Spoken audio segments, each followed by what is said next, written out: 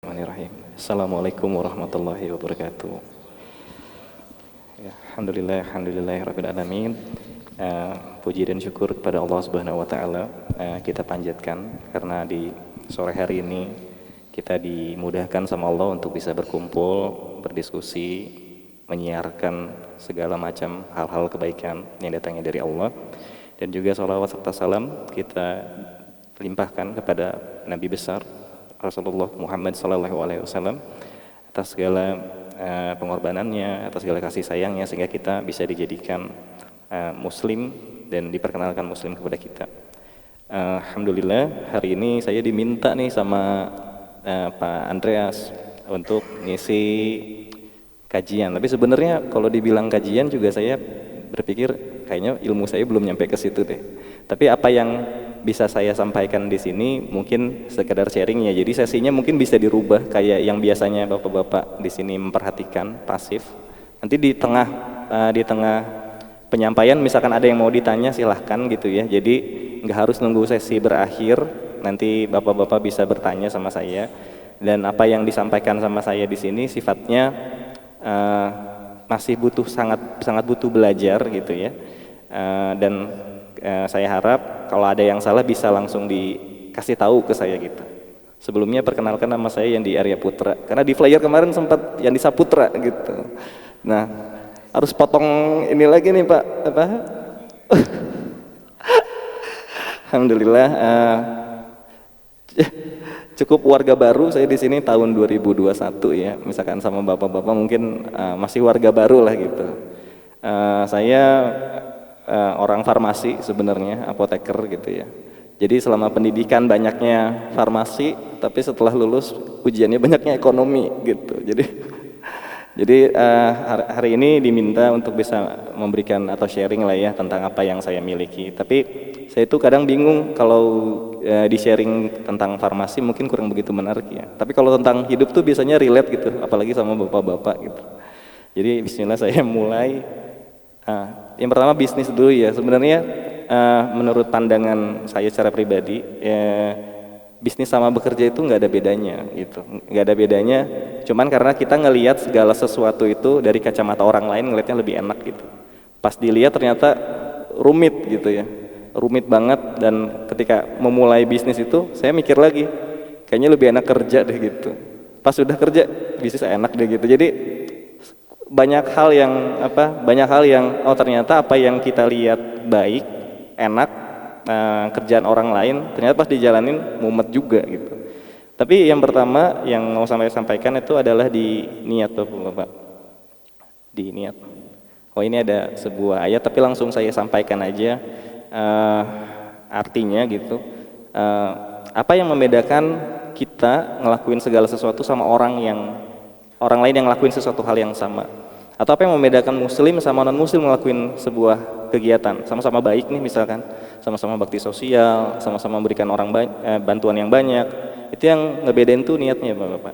Di sini ada dari hadis Bukhari Muslim bahwa sesungguhnya setiap amalan itu tergantung dari niatnya. Setiap orang akan mendapatkan apa yang dia niatkan. Barang siapa yang berhijrah karena Allah dan Rasulnya, maka hijrahnya itu untuk Allah dan Rasulnya. Dan barang siapa yang hijrahnya mencari dunia, dalam hari ini harta, jabatan, tahta, atau karena wanita yang ingin dia nikahi gitu. Karena wanita yang ingin dia nikahi, maka hijrahnya tentang apa yang dia tuju gitu. Menarik, kenapa? Karena setiap orang tuh niatnya beda-beda gitu. Bahkan kita nggak bisa menghukumi orang itu dari apa yang terkandung di dalam hatinya gitu. Kita mungkin bisa menghukumi orang tuh secara zohir ya, secara apa yang terlihat. Kita bisa ngelihat orang tuh dari penampilannya baik buruk, tapi kita nggak tahu secara niatnya gitu. Dan setiap orang itu akan diminta pertanggungjawaban tentang apa yang mereka niatkan gitu. Kayak misalkan contoh, sekarang bapak-bapak punya keinginan dalam 1 tahun ke depan apa nih, misalkan renov rumah gitu. Insya Allah kalau diniatin pasti akan terlaksana juga gitu. Insya Allah akan terlaksana juga niat untuk membeli atau merenov rumah itu juga gitu. Nah di sini makanya kita yang pertama dalam menjalin sebuah atau membuka sebuah peluang atau berusaha di lini yang baru, yang pertama tuh niatnya apa gitu. Misalkan karena sebagian orang yang saya coba banyak ngobrol, orang itu kalau berbisnis niatnya pengen kaya bapak-bapak gitu. Niatnya pengen cepat sukses gitu. 1 tahun ngejalanin bisnis, kalau bisa 1 tahun yang pertama untung gitu, terus karyawannya banyak, ekspansi di mana-mana gitu. Ternyata pas sudah dijalanin uangnya habis, bisnis nggak berkembang, dagangan yang nggak laku gitu. Karena mungkin Allah akan uji kita terhadap apa yang ingin kita ambil gitu. Jadi balik lagi ke niatnya. Ada beberapa hal orang tuh fokus sama tujuannya gitu. Tujuannya kaya katakanlah. Tapi kekayaan itu membuat kita ngelakuin segala macam cara gitu. Bahkan kalau di perdagangan atau di pemerintahan gitu, hal-hal yang sifatnya buruk, ya misalkan kayak sekarang saya secara latar belakang tuh saya jadi sales bapak-bapak, sering jadi sales gitu. Farmasi tapi pekerjaannya banyak jadi sales, ngejual sesuatu. Zaman sekarang kalau kita enggak nyogok orang untuk bisa dapat bisnis baru kayaknya rada susah gitu. Semua orang punya kepentingannya sendiri-sendiri gitu. Nah, gimana caranya bertahan ketika kita pengennya segala macam apa yang Allah suka sama kita lakuin, apa yang Allah benci kita hindarin gitu. Ternyata setelah dijalanin berat gitu. Mungkin kita dikasih satu hal yang haram di depan mata gampang. Tapi kalau nilainya kontraknya 1 miliar atau 10 miliar mikir juga kita kan mau ambil nggak gitu kadang. Dan banyak orang yang menyepelekan itu gitu. Ada orang yang berbisnis tahu oh sholat itu wajib, membunuh itu haram itu. Tapi kalau menipu, kalau korupsi belum tentu gitu. Ketika udah ngejalanin ya berat. Ketika kita ada di luar kita lihat belum kita jalanin, oh mudah nih. Tapi ketika dijalanin beratnya masya Allah gitu. Apalagi pas kita tahu kita punya kebutuhan, ada gaji yang harus dibayar, ada keluarga yang harus dinafkahin, ada orang tua yang mungkin butuh bantuan kita dan sebagainya. Nah, sebagian besar orang itu punya alasan mereka bekerja untuk apa, Bapak-bapak. Tapi sebenarnya bekerja untuk apa itu enggak sama dengan bekerja untuk siapa gitu. Nah, ini tuh menarik. Kenapa? Ya, seandainya analogi ini kita analogikan, kita kerja sama orang katakanlah udah 20 tahun orang itu nolong kita, orang itu ngebantuin kita, orang itu sayang sama kita, terus kita kerja buat dia. Pasti hal yang kita bawa terhadap orang tersebut tuh ngejaga aja marwahnya gitu, ngejaga harga dirinya si orang yang udah ngasih kebaikan sama kita itu. Kalau bisa ada hal yang orang yang berkata benar atau enggak benar, kalau itu konteksnya jelek pasti akan kita bela gitu. Tapi kadang kita ini enggak masukin ke dalam hati kita tuh kerja untuk siapa sih gitu. Banyak orang misalkan bapak-bapak saya tanya gitu, Pak Joko misalkan saya tanya mohon maaf, Pak Joko kerja buat apa gitu misalkan, atau mencari nafkah buat apa, punya nggak Pak Joko alasan? Ayo Pak Joko silakan, jangan diem aja. Oh sakit, Pak Yayat. Kalau kerja Pak Yayat punya alasan motivasinya buat apa kira-kira?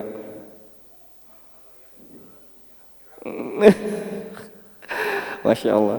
Tapi banyak ya alasannya gitu. Tapi sebagian besar orang ini menurut survei kalau pas saya interview ada karyawan baru mau masuk, top paling atasnya itu adalah untuk nafkahin istri dan anak saya Pak. Itu nomor 1 jawaban favorit. Itu berdasarkan hasil survei. Yang kedua untuk mengisi kesusahannya. Ada yang kesusahannya karena dia sakit, ada yang karena keluarganya sakit, karena orang tuanya sakit. Yang ketiga ya pengen dapat uang aja gitu. Tiga top yang paling sering dijawab sama orang ketika saya tanya kamu kerja buat apa gitu. Lanjut, oh ini ada foto saya. Ini aja sharing aja. Ini 2018 foto ini diambil di salah satu gudang farmasi, saya kerja di sana, dan nama PT-nya Multibuana Cipta Sejahtera. Itu jadi sales bahan baku obat Bapak. Jadi apa sih sales bahan baku obat tuh? Ya udah nawar-nawarin ke industri farmasi. Nggak ada bedanya sih sama sales yang biasa gitu. Kartu kredit misalkan Bapak ke mall, enggak dulu gitu. Atau sales perumahan, developer enggak dulu gitu. Sama sih. Jadi memang jabatan sales itu kurang populer Pak. Jadi kurang populer. Saya juga milih ini karena nggak ada kerjaan lain. Ngelamar kemana-mana nggak diterima gitu. Jadi banyak ditolak, hidup tuh banyak ditolak gitu. Nah ini fotonya udah kelihatan kualitas hidupnya kayak gimana gitu. Yang tengah sama yang kanan udah kelihatan kualitas hidupnya kayak gimana gitu. Itu 2016. Nah ini 2026 gitu. Sama, jadi ini di Kabupaten Jugu, di Kabupaten Bogor yang farmasinya bedanya ini udah punya saya sendiri gitu. Tapi apa maksudnya, kenapa sih saya sampaikan di sini ada dua foto yang beda? Ada banyak hal yang terjadi Bapak, dari 2018 sampai 2026. Boleh saya cerita nggak di sini? Boleh. Jadi sepanjang saya jadi sales itu atau jadi bekerja mulai dari 2016 itu, sukanya tuh keluar masuk kantor terus. Mungkin dalam setahun bisa 2 kali, 3 kali. Jadi dalam 2 tahun tuh udah 8 kali perusahaan saya keluar masuk gitu. Dan qadarullahnya kalau kita kerja di perusahaan farmasi itu biasanya didominasi sama orang-orang Chinese, orang-orang non Muslim gitu. Biasanya sales itu orientasinya adalah target, angka. Kalau target tercapai kamu mulia, kalau target tidak tercapai kamu hina gitu. Namanya orang baru mulai kerja, kita kan dituntut untuk selalu capai target gitulah ya, capai target. Qadarullah setiap saya kerja sama bos saya yang ya orang Chinese gitu, mereka tuh selalu apa ya, selalu temperamen gitu ya, selalu pokoknya target nomor satu gitu. Sampai satu momen hal yang membuat saya itu aneh, karena waktu itu bos saya non Muslim, tapi dia bisa pakai ayat Quran untuk nyerang saya gitu. Itu hal yang luar biasa, ajaib gitu. Dibilang kan di ayat suci kamu, di kitab suci kamu, kerja tuh harus rajin. Karena nggak achieve saya dibilang malas gitu. Kalau achieve saya dibilang rajin. Itu setiap hari itu hinaan, cacian, itu sirih berganti lah. Jadi setiap hari itu memang mental diuji di situ ya gitu. Kerja 2 tahun udah kayak kerja 5 tahun gitu. Itu setiap hari kayak gitu, bawa-bawa nama Quran, bawa-bawa ayat Quran gitu.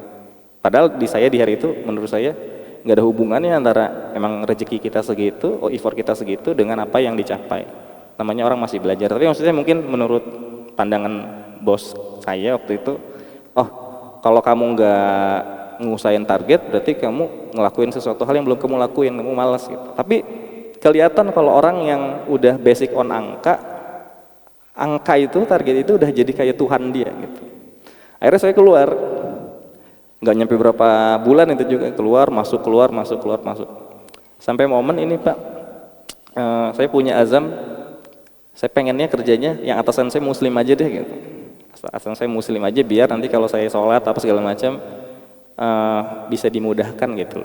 Dan kerja di perusahaan Cina tuh nggak mudah, apalagi buat ibadah gitu. Ibadah tuh kita nyuri-nyuri lah gitu. Karena setengah jam, kalau bisa nanti dipanggil lagi, kerja lagi gitu. Capek banget kerja kayak gitu. Yang lebih capek tuh adalah hati, nanti kalau ditanya sama Allah tentang ibadah nih khusyuk apa enggak, gimana jawabnya, saya juga bingung gitu. Akhirnya ketemulah nih satu atasan saya Muslim, baik sama saya, disayang lah gitu kurang lebih. Ternyata kejadian itu berulang Bapak, kejadian itu berulang gitu. Dan suatu saat atasan saya menemukan saya nggak perform terhadap sesuatu, saya dipanggil lah ke ruangannya. Sama ruangannya 1 kali 1,5 meter, dicaci, dimaki, dihina. Beliau kurang lebih bilang kayak gini, kamu tahu nggak, kamu tuh keluarga kamu, anak-anak kamu itu hidup dari sini gitu. Kamu kok dipercaya nggak bisa gitu. Ada satu momen saya bapak bos saya nitipin saya tamu lah gitu. Temen saya tungguin kan, ini kira-kira jam berapa bos datangnya? Ya jam 9:30, jam 10. Tapi sampai jam 12 tuh nggak datang. Bos saya itu tahu Pak, setiap azan zuhur saya tuh selalu sholat berjamaah di masjid. Karena waktu itu posisi masjid itu 2 ruko sebelah kantor saya gitu. Ya udah saya titip, karena ini tamunya nggak datang ke teman kantor saya. Nanti kalau ada saya kabarin ya. Qadarullah masyafa'ala, ketika saya sholat bos saya telepon. Nah bos saya itu tipikal kalau telepon harus diangkat di hari itu. Kalau WA jam 14.00, 14.01 dibalas. Kalau enggak mati kita. Gitu kurang lebih ya. Pas telepon saya nggak bisa angkat kan, masa saya mau batalin sholatnya. Habis sholat saya angkat marah-marah karena tamunya udah datang nyasar. Singkat cerita udah ketemu tamunya, bos saya balik ke kantor, yaitu dimarahin yang tadi. Di ruangan itu bos saya komplain banyak hal lah tentang apa yang saya lakukan. Padahal bos saya itu tahu bahwa setiap azan tuh saya selalu ke masjid, setiap ada waktu istirahat saya selalu coba berusaha tilawah sesuatu hal yang menurut saya penting. Karena kalau saya nggak ngelakuin itu udah nggak punya waktu lagi bapak. Rumah dulu di Tangerang, pergi ke Jakarta Timur itu udah 2 jam, pulang 2 jam, di jalan 2 jam. Wah, kebayang gitu maksudnya.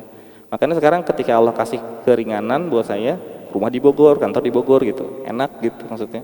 Sholat maghrib bisa nyampe sini, subuh masih bisa sholat di sini, itu enak banget gitu. Sampai momennya sama lagi, atasan saya tuh bawa agama lagi. Karena ini momennya pas saya nggak bisa ngelakuin tugas karena sholat kan. Terus beliau tanya sama saya, kamu tuh sholat, buat apa kamu sholat? Gitu. Buat apa kamu sholat? Kerja juga kan ibadah gitu. Kan kamu bisa sholat nanti gitu.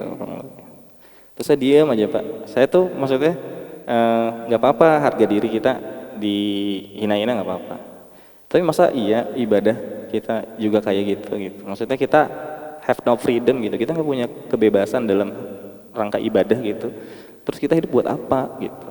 Itu tuh di sepanjang di ruangan itu 2,5 jam saya itu dimaki-maki itu saya mikir. Terus ini kalau sholat saya juga disalahin. Terus singkat cerita bos saya itu tanya gini Pak, kamu itu ya, coba saya tanya sama kamu Di, kalau seandainya saya ngajak kamu meeting sama orang penting katanya. Sama orang penting, waktu itu ajan katanya, ajan, kamu punya pilihan untuk sholat setelah meeting jam 2, setengah 2 gitu, atau kamu tinggalin saya dengan meeting itu langsung gitu. Ada 2 opsi jadinya, disuruh pilih. Yang pertama ikutin meeting sampai selesai jam 2, setengah 3 bisa sholat zuhur, atau kamu tinggalin kita semua sholat. Mana yang kamu pilih? Oh, ini dalam hati saya orang sales nih kan, pasti seluruh saya milih di pilihan pertama gitu. Tapi entah kenapa saya nggak bisa ngejawab itu dengan baik Bapak. Di hati saya itu di hari itu, kalau saya jawab satu berarti saya ngebela sesuatu hal yang seperti pengen saya bela. Di hati saya ternyata saya milih karena saya takut kehilangan pekerjaan gitu. Terus akhirnya saya jawab yang kedua, saya tinggalin lah Pak, dengan takutnya ya.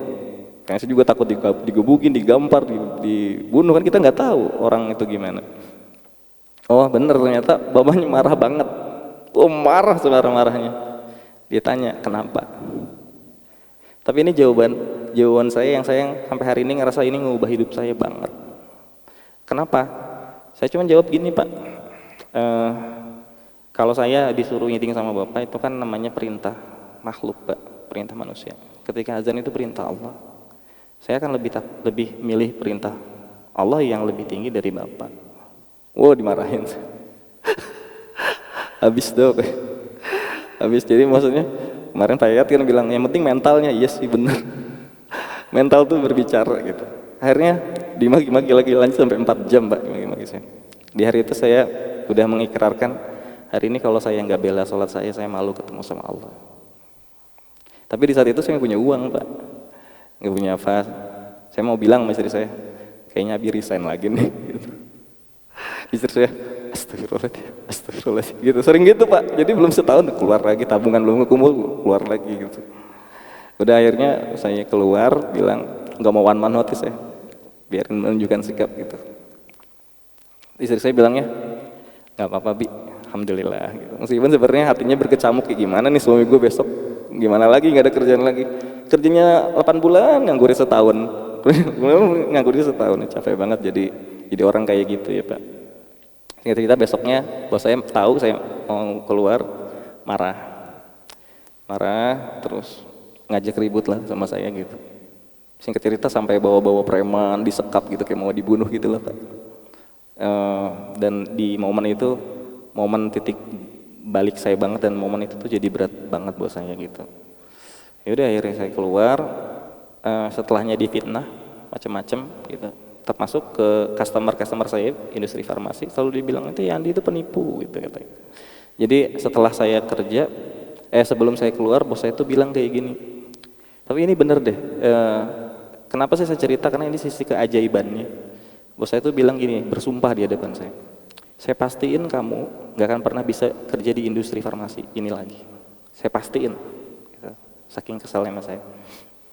Ternyata setelah itu benar. Saya kunjungan kemana, ngelamar kemana nggak ada yang diterima. Interview 20 kali nggak ada yang diterima, 30 kali nggak ada yang diterima. Kelihatan kayak sinetron ya cerita ini, tapi beneran ini cerita yang bisa saya bagi sama bapak-bapak ini beneran gitu. Di hari itu tuh saya nggak bisa punya harapan selain saya berharap Allah nolong saya. Nggak ada harapan apa-apa gitu setelah itu. Benar, ternyata setelah saya keluar itu nggak dapat kerjaan, difinah sana sini, mau ketemu nggak diangkat. Biasanya ada customer yang baik banget sama saya, ketika saya keluar nggak diangkat teleponnya gitu. Ternyata benar nih fitnahnya kemana-mana gitu. Tapi insya Allah saya bersabar gitu. Karena waktu itu memang istri saya lagi kerja, jadi saya dihidupin dinafkain sama istri, pemalu, beneran malu banget. Berapa bulan saya dinafkain sama istri, gitu. Sampai jual-jual. Udah kan di kantor istri saya ada pantry gitu. Udah kamu bawa gorengan nih, Abi kan mau nafkain keluarga minimal buat sehari kan, bawa gorengan. Beli donat, jualan donat, jualan jus, dapatlah 20.000, 30.000, sampai 100.000, tiap hari kayak gitu Pak. Nah di momen-momen itu kan kadang saya nganter jemput istri itu, mampir ke masjid Raya Bintaro waktu itu. Dibilangin riba, apa sih riba? Oh riba tuh kayak gini. Ternyata pas positioning itu saya juga punya cicilan kartu kredit 60 juta. Bunganya 2,5 juta sebulan. Jadi kalau gajian saya cuma buat bayar bunganya doang Pak. Tiap hari kayak gitu, tiap bulan kayak gitu.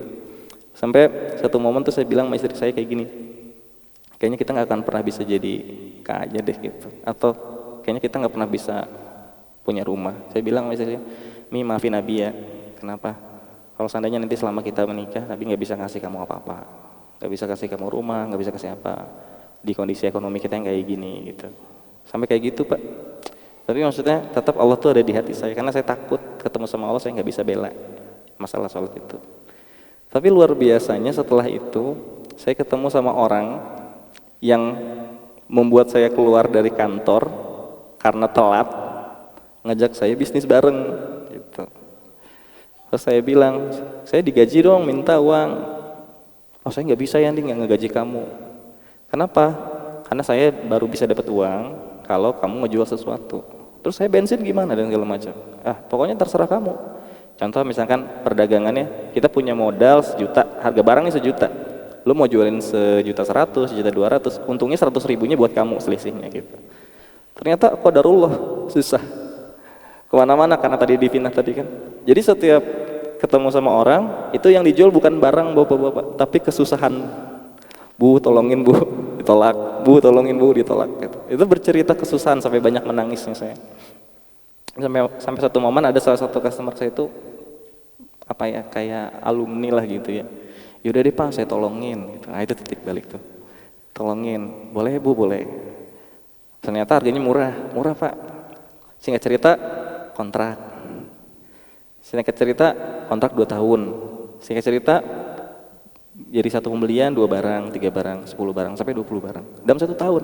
Saya juga nggak ngerti kenapa gitu. Yang pertama dilakuin adalah ngelunasin tuh utang-utang riba. Saya udah nggak pengen lagi riba lagi karena riba tuh menyengsarakan banget gitu. Utang-utang riba tuh dilunasin. Yang selanjutnya dilakuin tuh adalah nyimpan uang kan, uang kita mau diapain? Ya gimana caranya punya uang dipakai selama mungkin, karena kita kan punya penghasilan setiap hari gitu. Belum tentu setiap orang beli lagi kan, disimpan. Tahu nggak bapak-bapak yang kami lakukan?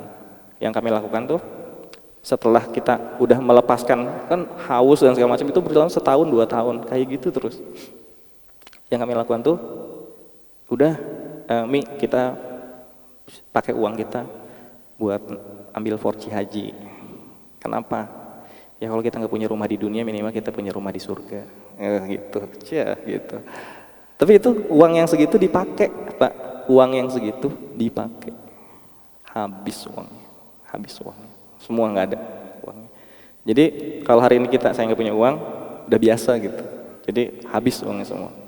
Tapi ternyata Allah ngasih jalan yang lain gitu. Namanya kita ikhtiar ya Pak. Di satu tempat lagi, satu tempat lagi. Benar-benar mentalitas itu membawa kita kepada sesuatu hal yang naik level gitu. Nawarin lagi. Ya qadarullah saya dikasih kesempatan lagi tuh. 1 barang, 2 barang lewat customer yang lain. Dalam waktu 1 tahun itu komisi yang didapat itu bisa senilai 1 rumah itu. Waktu itu rumah pertama saya itu di Baranang Siang di IPB 1 yang di Jalan Padi. Di situ harganya berapa 500-an juta gitu. Itu uang satu-satunya segitu dapat dari 1 customer doang dalam waktu 1 tahun. Tiba-tiba kan orangnya baru, jadi purchasingnya baru, silih berganti baru. Saya datengin, nggak selang 1 minggu Pak beli paracetamol 200 ton, luar biasa. Saya juga nggak tahu, nggak pernah Pak. Saya itu nggak pernah kerja. Kalau kata orang-orang kan, lu kalau mau kaya kerja 24 jam. Saya nggak pernah kerja lebih pagi dari jam 5 pagi, nggak pernah pulang lebih malam dari jam 8 malam. Tapi umumnya ya udah, maksudnya kerja itu karena niatnya udah tadinya kerja untuk A, B, C, D, E, karena niatnya sekarang udah buat Allah. Kalaupun seandainya saya punya dapat kerjaan baru, saya pengen kerjaan itu memudahkan saya untuk ibadah, untuk sholat gitu. Itu kayak gitu, luar biasa gitu. Nah itu yang terjadi sampai hari ini gitu. Puncak dari kegiatan itu adalah pembelian customer yang tadi itu. Covid kan Pak, Covid itu 2020, 2021, Covid tuh. Saya pikir, wah kayaknya pembelian obat bakal susah nih gitu. Ya salah satu perusahaan BUMN itu minta salah satu nama obat buat pengembangan produk baru. Pengembangan produk baru itu obatnya nggak pernah saya lihat sebelumnya. Meskipun saya orang farmasi, kayaknya ini obat apa sih gitu, nggak pernah saya pelajarin gitu. Ya udah Pak, cariin aja dulu di Cina ada enggak gitu. Karena waktu itu bahan baku sebagai informasi Pak, untuk obat-obatan yang kita punya hari ini, kita itu nggak bisa memproduksi obat sendiri. Kalau kita makanan kayak MBG atau lumbung kan kita punya ya. Kalau farmasi itu 99% barangnya itu impor. 99% impor. Dan persediaan kan kalau kemarin ada isu masalah minyak, kita bisa bertahan 20 hari kan. Kalau farmasi itu kita nggak punya sediaan obat sebanyak itu. Jadi kalau hari ini perang dan lumpuh, kita nggak punya stok obat-obatan Bapak. Gitu. Dari 99% bahan baku impor itu 70%-nya dari Cina, 30%-nya dari India. Segawat itu nggak kondisinya? Iya. Sampai hari ini iya. Gitu. Jadi import gitu. Balik lagi ke tadi import, wah nggak bisa jualan dong gitu. Nggak bisa jualan dong, gimana nih, uang ya udah dipakai untuk seadanya gitu. Tapi qadarullahu masyafa'al, sekali lagi Allah tuh memberikan kemudahannya buat kami gitu. Barang yang diminta itu ternyata salah satu line up produk untuk pengobatan buat COVID gitu. Nama barangnya, kalau nama generic itu Favipiravir, kalau nama brandednya Avigan kalau tahu. Itu nggak bisa diproduksi karena waktu itu posisinya Avigan itu obat paten. Sebelum habis masa patennya, negara manapun nggak boleh memproduksi barang itu. Butuhnya berapa? Waktu itu pertama kali dibeli 1 kilonya harganya 200 juta. 1 kilonya 200 juta, itu mahal banget Pak. Sedangkan setiap hari korban meninggal karena COVID itu banyak banget gitu. Ternyata satu-satunya obat yang bisa memberikan efek signifikan terhadap obat orang COVID itu Favipiravir itu, Avigan itu. Lantas kan ketika kondisi itu yang bisa punya kesempatan semua orang kaya, karena itu nggak di cover BPJS gitu. Akhirnya apa? Udah Pak, BUMN ini produksi skala massal, yang tadinya bisa kilo, 100 kilo, 1 ton, 2 ton, 5 ton. Kebayang nggak sih Pak uangnya sebanyak apa gitu? Uangnya sebanyak apa? Dan ketika kita developin produk itu, BUMN itu nggak boleh beli selain dari kita. Coba kebayang nggak rezeki yang udah dipegang orang lain tuh nggak boleh ambil, sedangkan kompetisi itu selalu ada, apalagi dalam kondisi susah. Kan hukum ekonomi selalu kayak gitu, ketika demand-nya besar, semutnya banyak, ya kan, persediaannya kecil, berarti harga itu akan menjadi semakin kompetitif gitu. Ternyata Allah nggak kasih itu sama yang lain. Itu 2 tahun saya jual barang itu dan orang lain nggak boleh jual. Terus gimana dari soal patennya? Lah, Kalau negara itu mau memproduksi barang yang masih dalam masa paten, itu negara itu membayarkan kompensasi namanya Pak. Dan produk status yang diproduksi itu EUA, Emergency Use Authorization. Jadi diproduksi dalam keadaan genting saja, keadaan darurat saja. Negara dalam hal ini memberikan kompensasi sama pemilik paten. Kebayang nggak negara bayar uang segitu banyak untuk bisa memproduksi barang ini lebih murah gitu. Jadi apa yang terjadi sama saya di hari ini itu bukan hal hasil di build up gitu dari awal sampai akhir, tapi murni Allah kasih gitu, semuanya Allah kasih gitu, Allah kasih. Maksudnya kalau saya ngomong gitu ya, bukan saya meninggikan sesuatu. Kalau dari uang itu saya pakai sampai saya pensiun, sampai saya mati, kayaknya masih nggak habis gitu. Tapi pertanyaannya, kenapa sekarang harus ngebangun bisnis baru? Jadi tambah kaya dong. Tapi kenyataannya saya jadi tambah miskin Bapak. Jadi semakin kesini tuh uangnya makin habis karena bisnis gitu. Tapi kenapa dilakuin? Ini alasannya. Ini kita skip aja ya, nih, karena ini. Di momen ketika itu saya mau pensiun untuk kerja itu di umur 30-an gitu. Sekarang saya 34 tahun. Sebelumnya umur 30-an gitu. Mau pensiun ceritanya. Tapi karena makanya tadi saya tanya sama Bapak, niatnya apa? Kalau niatnya karena kerjaan udah ada, uang udah ada, kendaraan udah ada, rumah udah punya sendiri, nggak usah nyicil. Terus apa lagi gitu? Ketika ada di posisi itu bingung Pak jawabnya. Bener deh, bener. Kita kerja, buat apa kerja lagi? Karena udah nggak signifikan nilainya yang bertambah gitu. Jadi mendingan kalau ibarat kata kalau kita mah, gue taruh aja di deposito, dapat 5% setiap tahun, misalkan kayak gitu. Tapi kan nggak kayak gitu, luar biasa gitu. Sampai saya mikir, lah terus buat apa lagi ya kita kerja gitu? Saya nggak nemu Pak kerjaan itu, jawaban itu. Berapa bulan saya nggak nemu, buat apa saya harus kerja lagi? Kenapa? Karena niat awalnya tuh karena mau biar supaya terpenuhi, tercukupi. Ternyata kalau udah terpenuhi juga, ya kayak kita main game, udah tamat ditamatin lagi udah nggak enak gitu. Nah ternyata apa? Ternyata saya nemu jawabannya di Qasas. Dan ini benar-benar ngubah hidup saya. Ngubah hidup saya itu artinya saya udah tahu gimana caranya atau apa alasannya saya harus kerja. Saya langsung bacain aja ya Pak, ini artinya saya banyak ceritanya gitu. Allah tuh pernah bilang kepada Rasul di momen itu, terangkanlah kepadaku jika Allah itu jadikan malam itu terus menerus malam sampai kiamat. Ini kan pertanyaan yang mind blowing ya. Allah kok nanya Kak? Allah nanya sama Muhammad, kenapa sih kalau seandainya Allah tuh jadiin, pernah nggak mikir gitu? Kalau Allah jadiin malam tiap hari malam sampai hari kiamat, lu siapa Tuhan yang akan mendatangkan sinar terang sama kamu? Dan apakah kamu nggak mendengar? Itu pertanyaannya Allah. Terus nggak berhenti sampai situ, Allah tanya lagi di ayat 72 Al-Qasas. Lalu terangkanlah kepadaku jika Allah itu menjadikan untukmu tuh siang terus menerus siang. Terus saya juga kan ngebaca ini mikir, oh iya ya kenapa Allah jadiin nyetain siang, nyetain malam? Nggak siang terus nggak malam terus gitu. Siang terus sampai hari kiamat. Lalu siapakah Tuhan selain Allah yang mendatangkan malam, yang membuat kamu beristirahat padanya? Maka apakah kamu tidak mau perhatikan? Oh iya ternyata dua momen ini tuh benar-benar, oh iya kita disuruh mikir gitu. Kenapa Allah menciptakan siang dan malam? Jawaban akhirnya ada di ayat 73. Dan karena rahmat Allah lah, Allah itu menjadikan malam dan siang supaya kamu beristirahat pada malam hari dan mencari sebagian dari karunia-Nya pada siang hari, dan agar kamu bersyukur.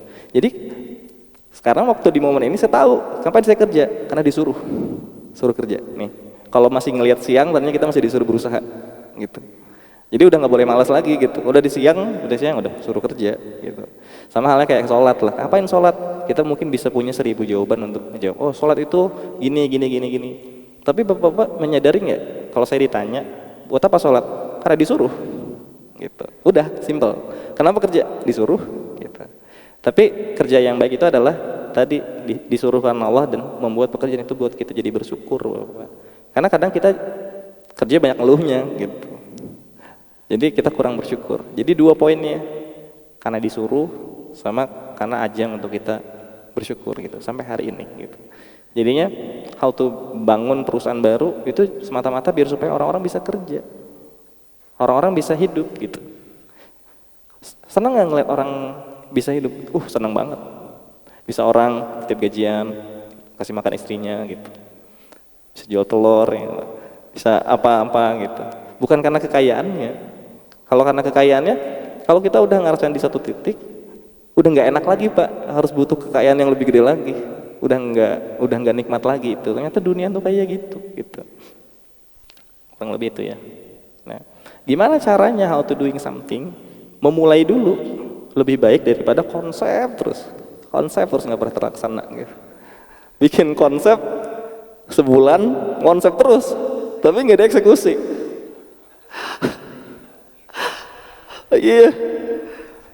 Iya, konsep aja. Jadi kita tuh belajarnya dari konsep, bukan belajar dari eksekusi. Yang benar itu eksekusi aja dulu, gitu. Percaya sama saya, bapak-bapak. Kadang kita itu gagal karena ketakutan, dan setiap ketakutan itu sebagian besar nggak terjadi. Coba aja dulu nggak apa-apa, gitu. Kita tuh takut salah dan rugi, gitu. Takut salah dan rugi. Gitu. Jadi mulai aja dulu, gitu. Itu tuh penting banget. Gitu. Kalau kita mau mulai kita gagal, kita punya dua sudut pandang. Tapi kalau kita nggak pernah mulai, sudut pandang kita cuma satu. Iya, konsep lagi gitu. Jadi sama halnya kayak barang. Ada bilang barang berkualitas. Katakan kita punya helm yang paling mahal ini paling berkualitas. Gimana bapak-bapak gimana cara menguji helm itu kuat apa enggak? Dengan cara dibanting. Nggak ada jalan lain selain dibanting. Di situ saya memahami, kadang dalam satu sisi kehidupan kita punya banyak jalan A, B, C, D, F kita bisa ambil. Tapi banyak juga dari sisi yang lain, satu-satunya jalannya cuma itu. Kamu mau hadapin apa enggak? Kalau kamu nggak hadapin nggak akan pernah kemana-mana. Salah satunya memulai gitu. Tapi bisnis itu memang bukan untuk semua orang, iya. Gitu. Nanti kalau semua orang bisnis nggak ada yang beli, gitu. Jadi kalau saya bisnis telur juga, Pak Akbar gak ada yang beli, makanya saya yang beli gitu. Kurang lebih gitu ya Bapak ya. Ya, ada beberapa faktor, apa faktornya? Yang pertama rasa takut yang berlebihan. Takut yang ekstrim gitu ya, takut gagal atau takut dinilai gagal. Yang kedua, punya perencanaan tapi perencanaan itu nggak jelas gitu. Yang ketiga, hidup untuk membandingkan diri sosial kita dengan orang lain. Gitu. Dengan orang lain yang kita anggap saingan kita nih gitu. Kurang komitmen, kurang disiplin gitu. Nyoba sekali habis itu udah besok dagang rendang nggak laku, nggak jualan lagi gitu. Nggak kayak gitu bisnis itu. Jadi kalau mentalnya lemah, tadi balik lagi ke niat. Kalau hari ini kita coba, besok masih berani coba nggak? Berani coba kalau hari ini dagangannya misalkan sediain buat omset buat modal 500 udah kebeli, ya besok dagang lagi. Coba kalau modalnya 500 yang kebeli cuma 50.000, tiap hari rugi 4,5, belum gaji karyawan, belum apa, mumet kepala. Terus terlalu pesimis. Ini ciri-ciri banget nih orang gagal. Jadi ketika ditanya kenapa nggak ngelakuin ini, wah kalau ini ntar modalnya gini, jadi udah berhenti duluan. Kenapa nggak dagang? Nanti kalau udah pensiun. Kalau udah pensiun mah udah keburu sakit pinggang. Gitu. Kenapa nggak ekspansi? Nantilah sini dulu, Bapak. Waktu itu cepat berlalu. Coba sekarang udah Ramadan keberapa? 17, 18. Baru kemarin tarawih pertama. Waktu cepat berlalu. Mau saya ingetin lagi. Sekarang udah bulan Maret, Bapak. Kemarin baru Januari. Waktu cepat berlalu. Kalau nggak hari ini, kapan? Nah, itu kita coba aja, gagal nggak apa-apa gitu. Tapi dalam berbisnis jangan mempertaruhkan semua hal dalam satu kali tarikan, jangan. Itu sama aja kayak berjudi kan. Jadi setiap pebisnis itu selalu merencanakan banyak opsi dari A sampai Z. Walaupun opsi modal kita itu opsi terakhir, itu pasti ada anakan opsi lagi, selalu kayak gitu. Ya. Maaf ya Pak, jadi panjang. Saya lanjut boleh? Nah ini apa nih Pak? Ini Ini pohon apa Pak? Bambu, pintar. Kenapa sama bambu? Kira-kira Bapak tahu nggak bambu itu pohon yang spesial? Karena dari apa yang saya baca, mungkin Pak Akbar lebih tahu. Tapi bambu itu Pak, dari 5 tahun masa hidup yang pertama, pertumbuhan bambu itu dalam 1 tahun itu nggak nyampe 1 meter. Sampai 5 tahun pertama gitu. Sedangkan bambu-bambu yang kita lihat itu kadang ada yang tinggi banget kan, ada yang 10 meter, ada yang 20 meter, bahkan ada yang nyampe 30 meter. Hasil riset dulu nih saya. Tapi kenapa di 5 tahun pertama tumbuhnya itu pendek-pendek? Ada yang tahu? Ya benar. Jadi pada 5 tahun pertama bambu itu fokus tumbuh ke bawah. Nah, nyiapin ke akarnya. Kenapa? Karena dia akan tinggi, kalau akarnya nggak kuat dia jatuh. Gitu. Sama kayak kita, yang perlu kita tanamkan itu adalah keimanannya. Gitu. Kita itu kan nggak akan dihakimi sama sesuatu hal yang kita nggak niatin. Gitu. Jadi niat itu penting. Justru yang membedakan kita sama orang-orang lain yang mungkin sekarang kapitalis, yang kalau dihitung orang terkaya nomor 1, yang kaya nomor 2, kita dari 10 itu mana yang muslim? Nggak ada. Tapi apakah itu tujuan kita? Kan enggak gitu. Bambu kayak gitu. Kalau kita mau mulai sesuatu 5 tahun pertama, ini masukan saya. Kalau bapak-bapak nih mau ngelakuin sesuatu hal yang baru, kerjaan baru, bisnis baru, yang pertama saya jamin pasti gagal. Yang kedua gagal lagi. Yang ketiga gagal lagi. Jadi kalau gue takut rugi nih, udah nggak usah dagang lah, udah kerja aja. Gitu lebih enak gitu. Karena mau bisnis mau kerja uangnya sama-sama habis juga gitu. Jadi pasti gagal. Ya, ini tadi jawabannya ya. 5 tahun awal tuh bambu tumbuhnya nggak ke atas fokusnya, tapi ke bawah. Gitu juga sama bapak-bapak. Ketika sekarang masih punya umur, katakanlah yang paling muda siapa di sini?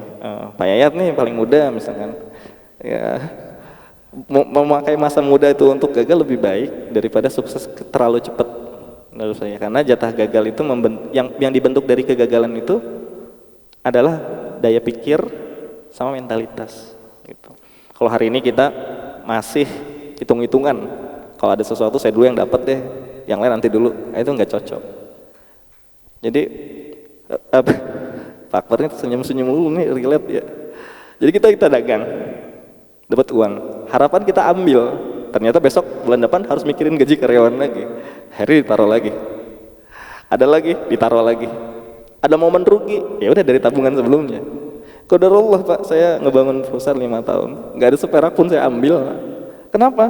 Hari ini butuh modal 1 juta, contoh aja, atau 100 juta, besok butuh modalnya 200. Kita punya pilihan, tetap mau di modal 100 juta, atau keuntungan yang 100 juta lagi kita injek ke modal yang 200 juta.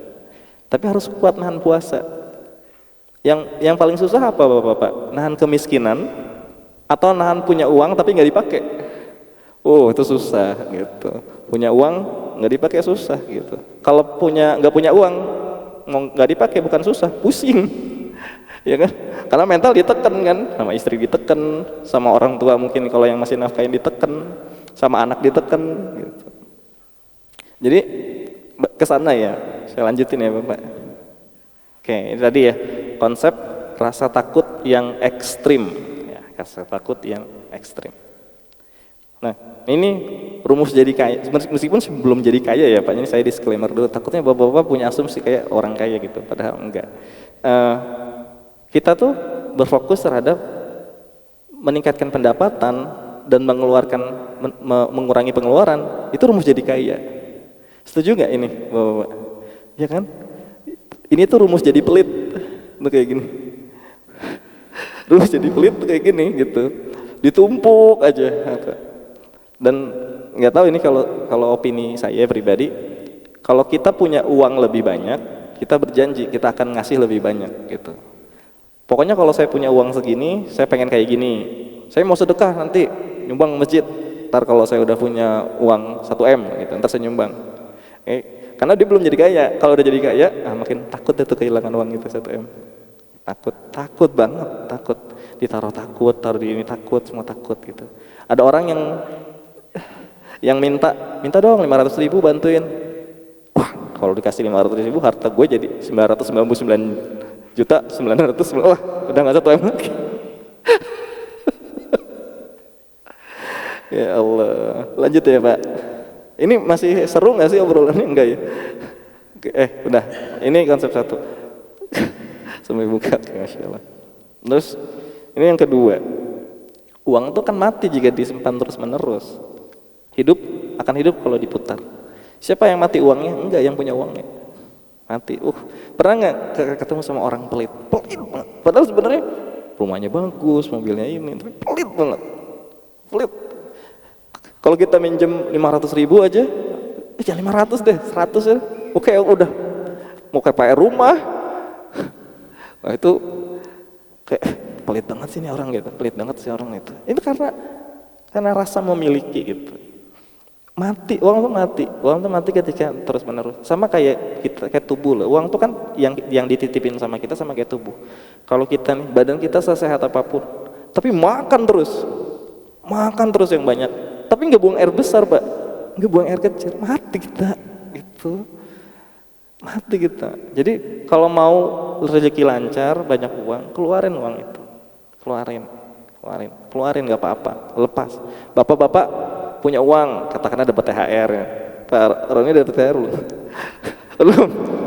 Astagfirullah, mudah-mudahan dimudahkan dia dapat THR. Punya uang, udah kita hitung nih kan, cukup. Mau beli sesuatu, beli Pak, beli.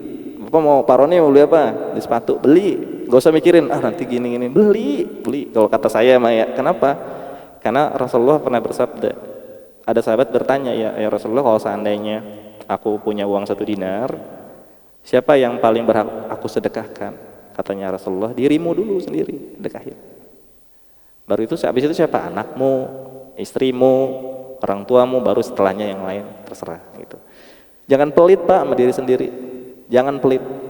Saya gitu, saya selalu ngomong kayak gitu sama istri saya kalau saya mau punya alasan beli sesuatu gitu.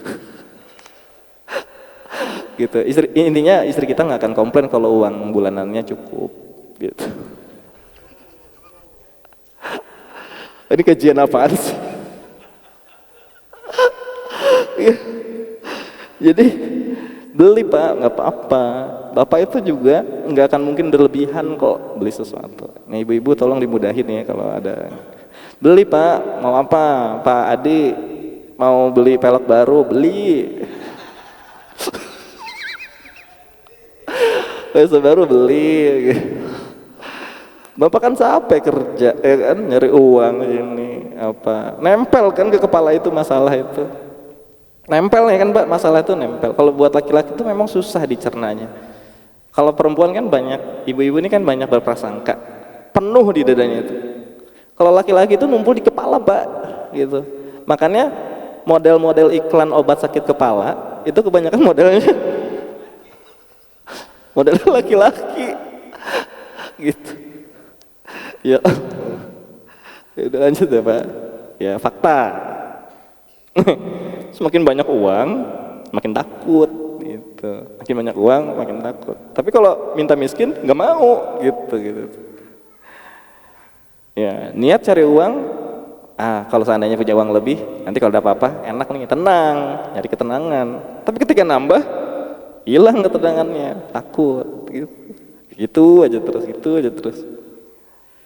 Ya, ketenangan itu Pak didapat dengan cara bertakwa. Dan konsep keuangan dan persepsi takwa itu adalah dengan cara merelakan uang itu pergi. Itu konsepnya gitu. Pak, ada 2 amalan. Kira-kira Bapak tahu nggak ada 2 amalan yang cuman bisa dilakuin sama orang kaya? Apa amalannya? Pak Andreas tahu nggak? Sedekah bisa, orang miskin bisa. Tahu nggak? Pak Ivan tuh. Kalau Pak Ivan kan udah kaya nih. Kurang kaya apa? Apa Pak? 2 amalan, pahalanya gede banget tapi cuma bisa dilakuin sama orang kaya. Benar. Ya, kemarin kan katanya Ustadz Saiful sedekah, tapi dalam konteks ini zakat. Zakat itu cuma bisa dilakuin dan diganjar pahala wajib kalau dia punya uang. kalau dia kaya, sesuai dengan nisabnya 85 gram emas. Yang kedua apa tahu nggak Pak? Haji. Sekarang kalau mau haji reguler aja kayaknya 80-an juta sekarang keluar. Itu nunggu 25 tahun. Saya daftar 2019, ketika saya daftar 18 tahun. Sekarang 25 tahun, padahal nambah udah 6 tahun. Tapi waktu tunggunya lebih panjang gitu.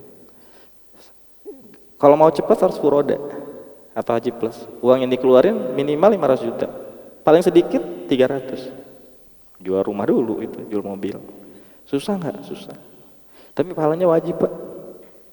Gitu. Itu yang ngebedain orang beriman apa? Orang-orang yang beriman menaruh sesuatu hal yang mengkoneksikan hati mereka ke Allah terhadap sesuatu apa yang mereka pengen capai. Jadi bapak-bapak sekarang kalau mau sesuatu, mau kaya gitu, alasannya gini, ya Allah saya pengen berzakat gitu, saya pengen jadi muzaki gitu, ya Allah saya pengen pergi haji gitu. Kayak tadi yang saya ceritain di awal, pakai semua itu ke haji, ternyata Allah nolong saya luar biasa gitu. Saya 2024 tuh saya haji, isi hajinya itu cuman isinya menangis. Menangis kenapa? Akhirnya saya sampai juga Pak di Arafah. Saya tuh sepanjang hari Arafah itu sepanjang hari menangis. Terus doa yang saya minta itu, ya Allah ampuni saya atas segala macam. Saya dikasih pilihan dalam hidup, apa yang mau diminta. Kalau saya cuma punya satu, saya minta diampunin aja. Gitu. Minta diampunin aja Pak.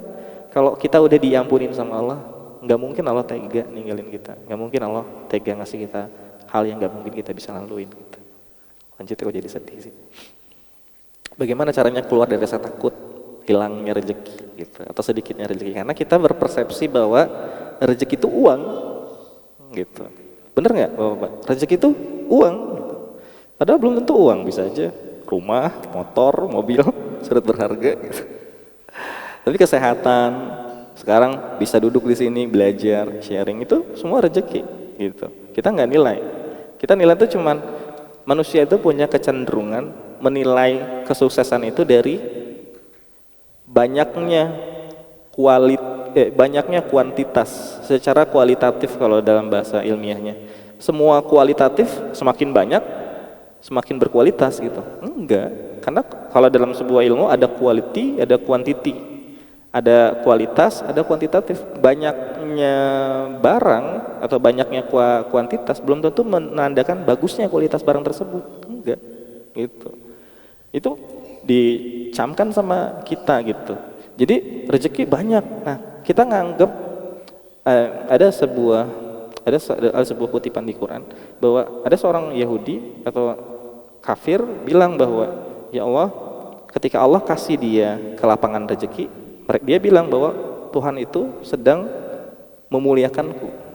Tapi ketika dia dikasih musibah, kesempitan rezeki, dia bilang Tuhanku sedang menghinakanku gitu. Nauzubillah wa nauzubillah min dzalik.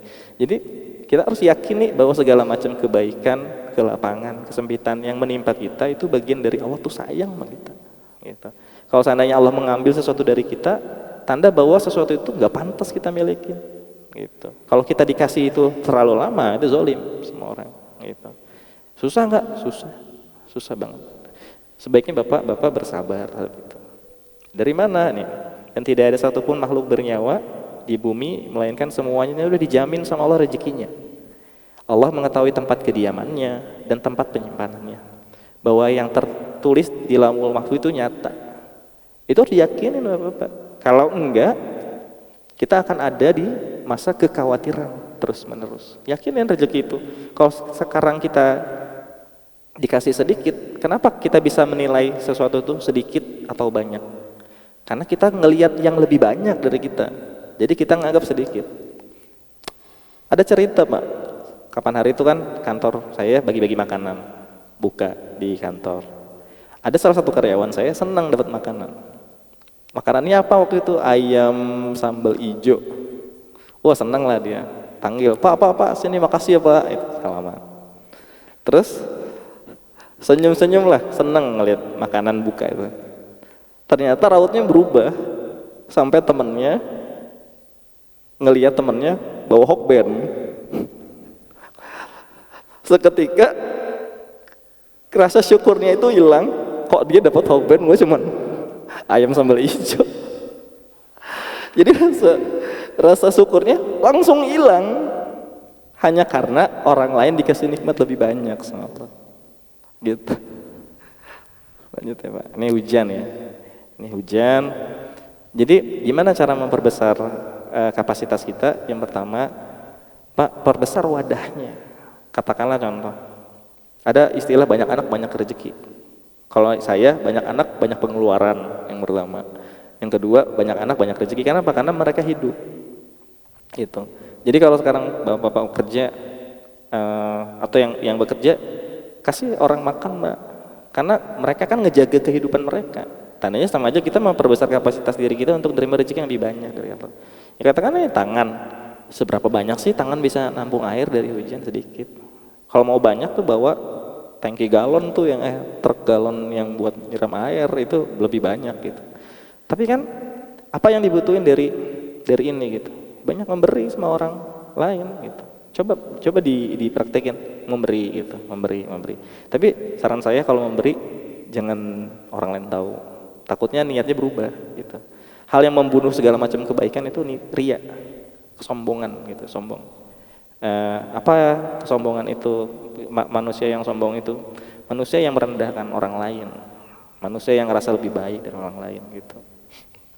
Terus berikan kesempatan kita itu untuk jadi tumbuh jadi pribadi yang ikhlas. Hari ini bapak-bapak sabar, saya yakin pasti nggak ditanam dalam satu hari.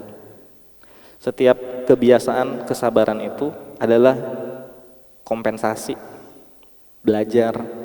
Nggak mungkin orang tiba-tiba yang sebelumnya pemarah jadi sabar, yang sebelumnya pelit jadi baik. Pasti kalau bapak-bapak di sini jadi baik ditanya sama istrinya, mau apa, kesambet apa gitu kan gitu. Kan karena nggak mungkin orang tiba-tiba tanpa berarti jadi baik tanpa taufik dari Allah. Bapak-bapak belajar jadi sabar gitu, belajar ngasih sama orang lain, belajar ngerelain ini punya saya, ya udah saya kasih buat orang lain. Berat Pak, benar-benar berat banget gitu. Apalagi kita butuh gitu. Apalagi kita butuh akhirnya kita kasih ke orang lain. Itu luar biasa berat. Gitu. Ini saya beropini ya Pak di sini. Beropini pribadi saya yang aset dari yang terpenting dari bisnis itu pertama modal, yang kedua ilmu, pengalaman, ketiga koneksi, market, timing. Enggak salah. Yang paling benar tuh manusia. manusia yang mau berdoa. Jadi saya cuma sharing aja Pak. Di kantor saya itu saya menerima semua cuman muslim doang. Dan muslimnya itu harus qualified, harus bisa sholat. Ya, karena logikanya saya dikasih rezeki sama Allah, masa kita mempekerjakan orang yang enggak satu koneksi sama kita Tuhannya gitu. Kan aneh gitu. Enggak bisa berdoa. Itu jadi setiap Jumat tuh kami di kantor suka ada pelajaran tahsin. Bervariasi ya, ada orang yang bisa ngaji apa yang enggak, tapi mereka mau belajar gitu. Kita perbaikin bacaannya. Kalau di kantor, kalau ada yang ketahuan gak sholat tuh langsung saya SP3, langsung saya keluarin gitu. Kalau ada yang telat, alasannya masih masuk akal, oke nggak apa-apa. Kalau ada yang meninggalkan sholat puasa, langsung di SP3 gitu. Itu ada di klausul tanda tangannya gitu. Manusia yang mau belajar. Tahu nggak bapak-bapak? Apa yang lebih susah ngadepin manusia yang nggak bisa apa-apa? Ngadepin manusia bodoh, susah banget. Ngerasa bener itu, ketika dibilangin, kasih bener.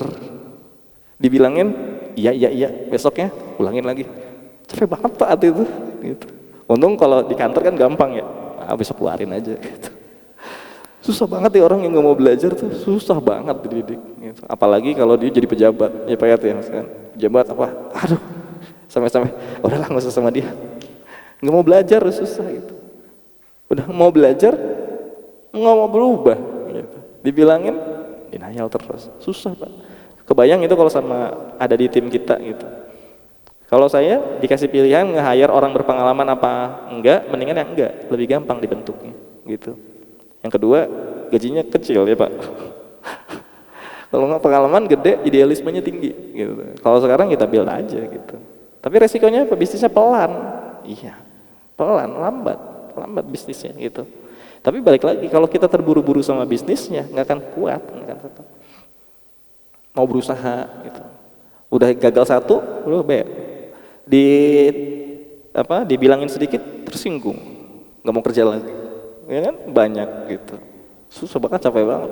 Yang rekrutmen orang tuh ternyata capek juga gitu. Manusia yang berani, manusia yang takut sama Allah itu. Jadi ketika udah hal itu, kalau di kantor saya Pak, kalau ada hal udah capek banget ngebilanginnya, saya cuma bilang mungkin saya ngawasin kamu, tapi Allah maha melihat gitu. Ada biasanya kalau dia takut, tandanya oh ini anak masih punya keimanan gitu. Kalau enggak susah gitu. Nah yang kedua, perencanaan yang nggak jelas gitu. Tadi balik lagi dari manusia yang dari konsep satu masuk ke konsep dua, nge-shifting ke konsep dua. Manusia itu dibagi jadi dua. Manusia itu diri kita sendiri, yang kedua orang lain. Simpel banget. Ternyata setelah saya pelajarin, ngasih tahu orang, belajar sama orang, ternyata yang paling susah dibilangin tuh diri sendiri. Susah banget dibilangin. Nanamin kebiasaan contohnya gitu. Kebiasaan datang sholat lebih awal gitu. Wah susahnya. Saya tuh udah berapa kali masbuk mulu, ya kan? Masbuk mulu gitu. Akhirnya apa? Ditiru sama anak juga masbuk juga. Pusing gitu. Jadi yang paling susah dibilangin itu diri sendiri. Susah banget gitu. Manusia itu kan akan kalah sama dua, sama setan atau sama hawa nafsunya sendiri. Gitu. Susah banget. Ini manusia yang pertama nih, yang diri sendiri ini paling susah gitu. Kalau kita mau jujur ya, ngebilangin orang lain mungkin bisa berhasil, tapi kalau ke diri sendiri itu kita butuh kejujuran, kita butuh kejujuran. Kalau kita nggak jujur, susah gitu, susah. Terus lanjut ya, kebanyakan orang tuh hanya berfokus sama planning ya. rencana, sistem gitu, konsep, hasil gitu, untung cuan gitu. Tahu nggak bapak-bapak, ada banyak bisnis yang dari kecil jadi besar, mereka itu pisah hancur karena uang. Si ini lebih banyak, gue bisa bikin bisnis sendiri, si ini lebih ini gitu. Karena yang perlu direncanakan dari awal, yang gak jelas itu perencanaan manusianya. Semua hal disiapin kecuali nyiapin manusianya. Tapi gimana bapak-bapak? Kayak misalnya Pak Andreas dagang gitu.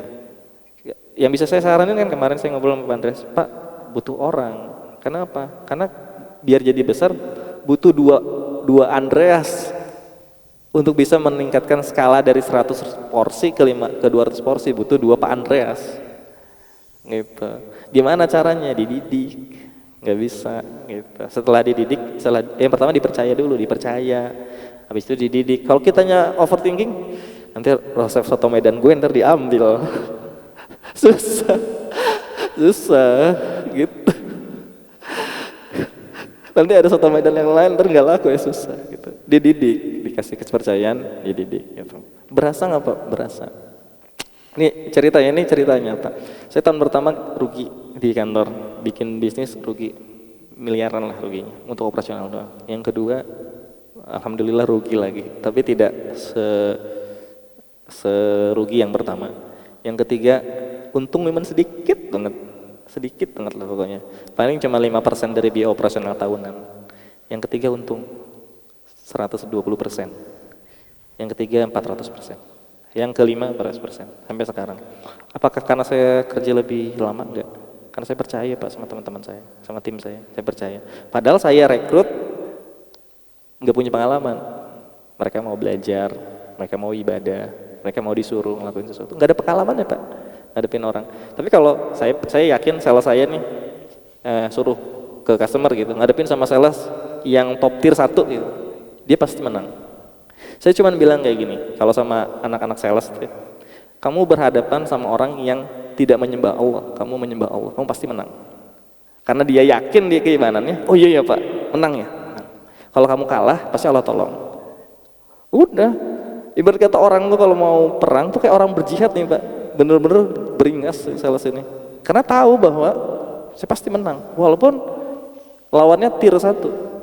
Pak, secara barang harga kalah. Barangnya nggak ready, ya kan? Koneksi sedikit, harga bahan bakunya lebih mahal, profitnya lebih sedikit. Cuman bedanya kita lebih dekat sama Allah. Saya selalu bilang kayak gitu. Akhirnya apa? Akhirnya alhamdulillah setelah saya bilang gitu besoknya kalah. Besoknya kalah. Saya bilang, ya udah nggak apa-apa, coba. Akhirnya dia terbiasa sama kekalahan, Pak. Terbiasa sama kekalahan. Besoknya ketika dia kalah, kita cari barang lain aja ya, Pak. Nah, kayak gitu. Jadi mereka udah tahu jawaban kapan mereka harus ngapain ketika kalah dan apa yang harus mereka lakukan ketika menang. Gitu. Nah, di momen ini jangan lupa diapresiasi orang itu, Pak. Ketika tim kita nih perform, kasih dia apresiasi. Hadiah, bonus, THR gitu. Kita jangan terlalu pelit. Karena kalau dia ngerasa bahwa dia doang yang kerja, kita ini sebagai orang atasannya yang paling tinggi itu bilang bahwa saya itu sayang sama kamu. Saya orang yang paling peduli sama perkembangan kamu tuh saya. Gitu. Orang itu nerima itu aja udah senang, Pak. Meskipun kerjanya ditekan dulu. Makanya deadline kita itu sama bisnis itu benar-benar harus memahami bahwa orang itu harus disentuh hatinya, nggak bisa disuruh kerja terus. Gitu. Pak Hendi disuruh kerja terus capek, habis tenaganya, harus diapresiasi. Jadi, kalau ada selayaknya kita menghukum ketika ada masalah, kita mengapresiasi dia ketika dia perform, itu penting. Gitu. Nah, pelajarin ini. Rencana yang pertama adalah pelajari ilmunya karena manusia itu tidak akan pernah bisa mencapai surga tanpa ilmu. Penting. Termasuk apa? Termasuk bekerja dan berdagang. Thalabul ilmi faridotun ala kulli muslim. Menuntut ilmu itu wajib bagi setiap muslim. Hadis Ibnu Majah nomor 224. Ya. Ini ada sebuah hadis. Ini saya suka banget Pak hadis ini. Intinya hadis ini berkata bahwa tidak akan pernah bergeser lah gitu ya kedua kaki seorang hamba pada hari kiamat sebelum dia ditanya tentang 4 hal. Ya. Yang pertama, umurnya buat apa dia habiskan. Ya, karena Bapak yang masih pada muda-muda nih masih punya kesempatan gitu. Yang kedua, ilmunya untuk apa dia amalkan? Diamalin nggak ilmunya? Gitu. Yang ketiga, hartanya dari mana dia peroleh dan untuk apa dia belanjakan. Yang terakhir, tubuhnya di manakah dia usang atau dipakai untuk apa tubuhnya itu. Gitu. Ini yang 2 saya merahin karena pas ada di topik ini ilmunya dan bagaimana harta itu diperoleh. Gitu. Kita tuh sepakat ketika kita bilang sholat wajib, makan babi haram, tapi makan riba nggak tahu. Padahal di dalam Quran membunuh kita bisa bayar kafarat gitu. Tapi kalau riba itu nggak ada satupun ayat yang secara langsung menyebutkan bahwa boleh nih riba nanti ada ampunannya kalau ngelakuin ini, itu nggak ada gitu. Nggak ada yang kayak gitu. Tapi kebanyakan pengusaha atau pebisnis selalu terjebak sama hal yang kayak gini gitu. Kita sholat tapi kita masih punya agunan bank. Kita sholat masih punya ini, masih punya ini. Yang bisa ngejawab cuman diri kita sendiri gitu. Kalau seandainya hati kita itu masih punya keimanan, pasti ada rasa ketakutan dalam hati kita gitu. Perlu nggak untuk berubah? Perlu gitu. Ada banyak cara orang berubah. Ada yang langsung dilepaskan gitu, hal-hal yang bersifat dosa. Ada yang ya udah pelan-pelan. Tapi intinya adalah Bapak harus jujur. Ada 3 hal yang paling susah di dunia ini. Yang pertama, jujur.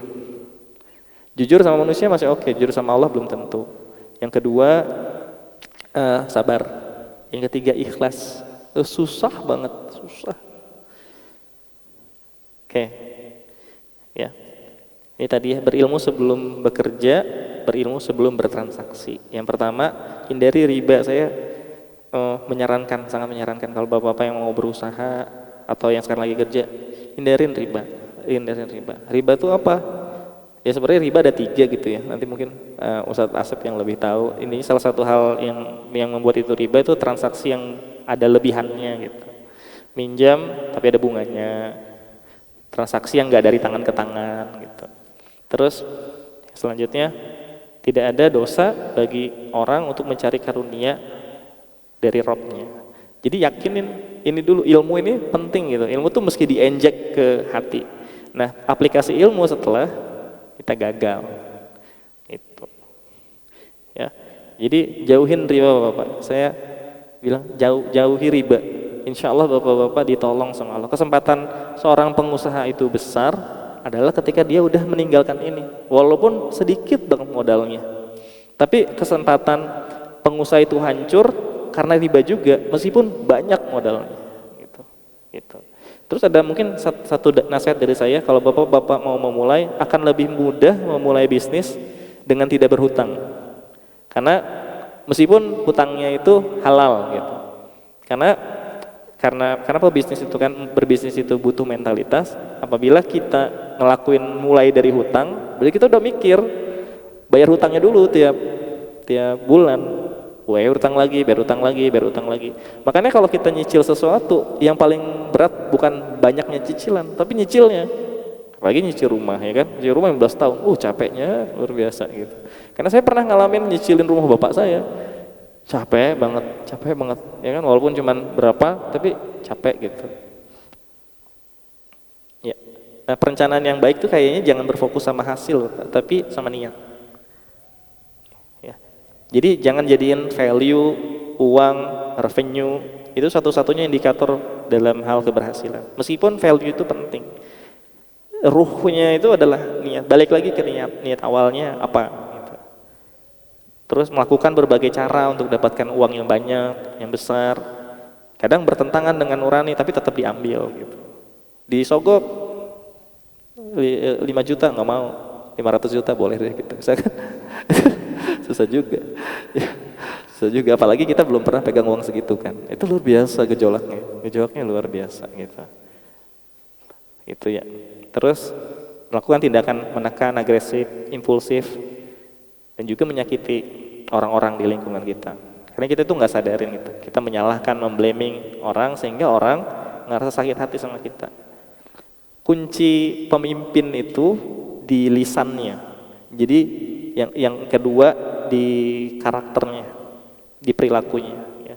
Meskipun katakanlah Pak Akbar punya bisnis, meskipun disuruh ngerjain belum tentu bisa. Gitu. Disuruh ngerjain belum tentu bisa.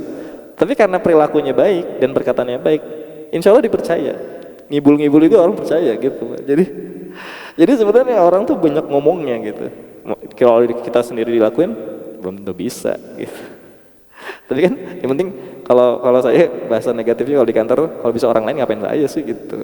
Jadi ya udah kita jadi fokus sama hal-hal yang lebih penting.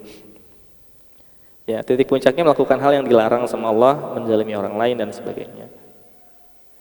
Yang ketiga ini tinggal 2 konsep lagi. Perbandingan sosial. Ini saya tuh ini Pak, kecil ya ini ya, nggak kelihatan. 10 alasan saya nyari di AI. 10 alasan kenapa orang mau buat bisnis sendiri dan kenapa 10 alasan itu orang gagal gitu. Tapi intinya dari 10 jawaban ini, kenapa orang mau membuat bisnis sendiri? Karena faktor dunia, faktor ekonomi. Tapi nggak bisa disalahin faktor ekonomi itu. Kenapa? Karena memang ketika kita akan meminta sesuatu hal yang kita butuhin, ternyata butuhnya uang, ya udah. Alasannya yang pertama, mau jadi bos untuk diri sendiri. Ini kan sosial. Karena udah capek.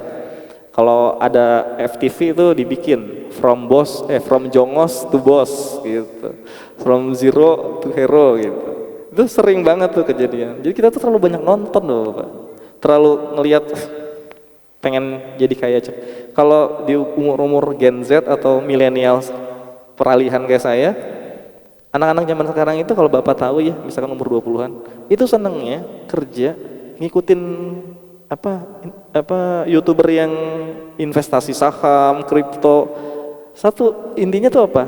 Mau kaya dengan menginvestasikan sesuatu aja gitu. Sedangkan investasi itu tujuannya untuk menjaga barang yang sama bisa kita beli di kemudian hari. Contoh misalkan laptop, hari ini kita beli harga 10 juta gitu. 10 tahun lagi kita beli, tetap sama uang yang 10 juta itu kita beli, itu intinya investasi, bukannya jadi kaya. Akhirnya kan apa? Banyak orang, anak-anak zaman generasi sekarang umur 20-an, 30-an, itu sukanya naruh uang tuh di situ gitu dan berharap jadi kaya karena itu gitu. Siapa yang dapat manfaatnya? Influencer yang ngepromot itu. Jadi berapa banyak kasus influencer itu ditangkap karena penyalahgunaan, karena trading, karena judi dan segala macam, banyak gitu. Pengaruhnya dari mana? Dari media sosial. Itu menandakan bahwa orang-orang, anak-anak kita itu lebih percaya media sosial daripada bapak ibunya sendiri gitu. Bapak ibunya sendiri udah nggak didengerin. Kalau orang lain medsos, influencer tuh didengerin gitu. Sama kendalanya. Sama juga hal yang membuat kita gagal, dari 10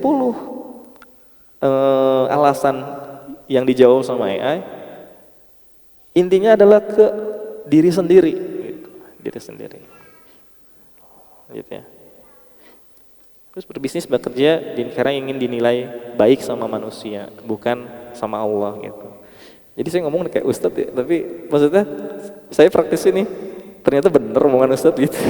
Sebelumnya teori nih gitu, pas nyobain ya bener juga ya.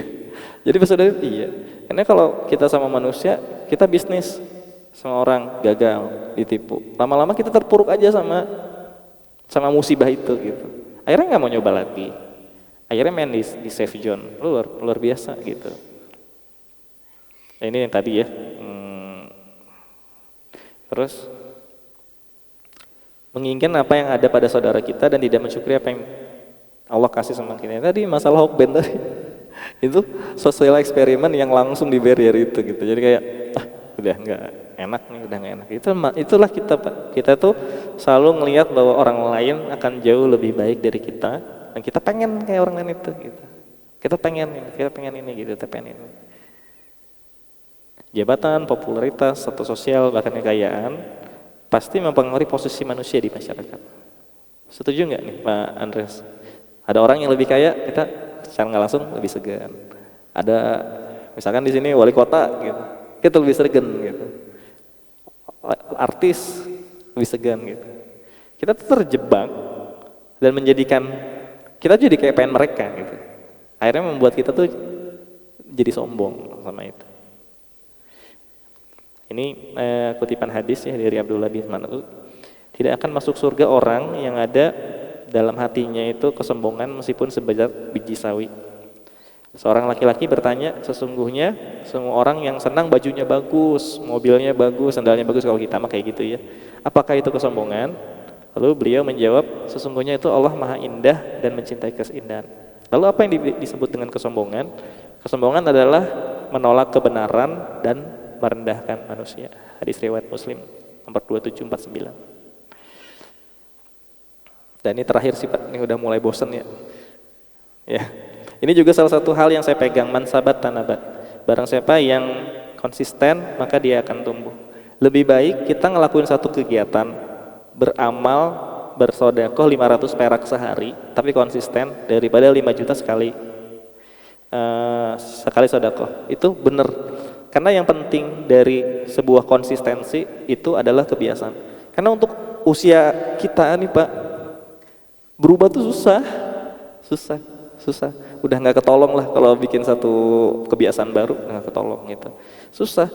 Justru kebiasaan yang terus menerus itu memberikan kita satu kebiasaan baru. Nah, menanamkan kebiasaan baru itu susah banget. Merubah kebiasaan lama itu susah banget gitu. Ya, amalan yang paling dicintai Allah adalah amalan yang kontinu walaupun sedikit. Hadis juga dari ayat Az-Zumar, katakanlah ya wahai hamba-hambaku yang beriman, bertakwalah kepada Rabbmu. Orang-orang yang berbuat di dunia ini memperoleh kebaikan dan bumi Allah itu luas. Sesungguhnya hanya orang-orang yang bersabarlah yang dicukupkan pahala buat mereka tanpa batas. Nah ini dia.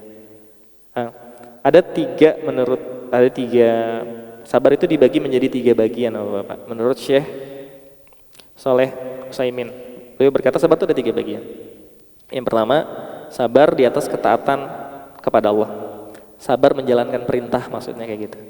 Yang kedua, sabar terhadap apa yang diharamkan oleh Allah, atau sabar menjauhi larangan.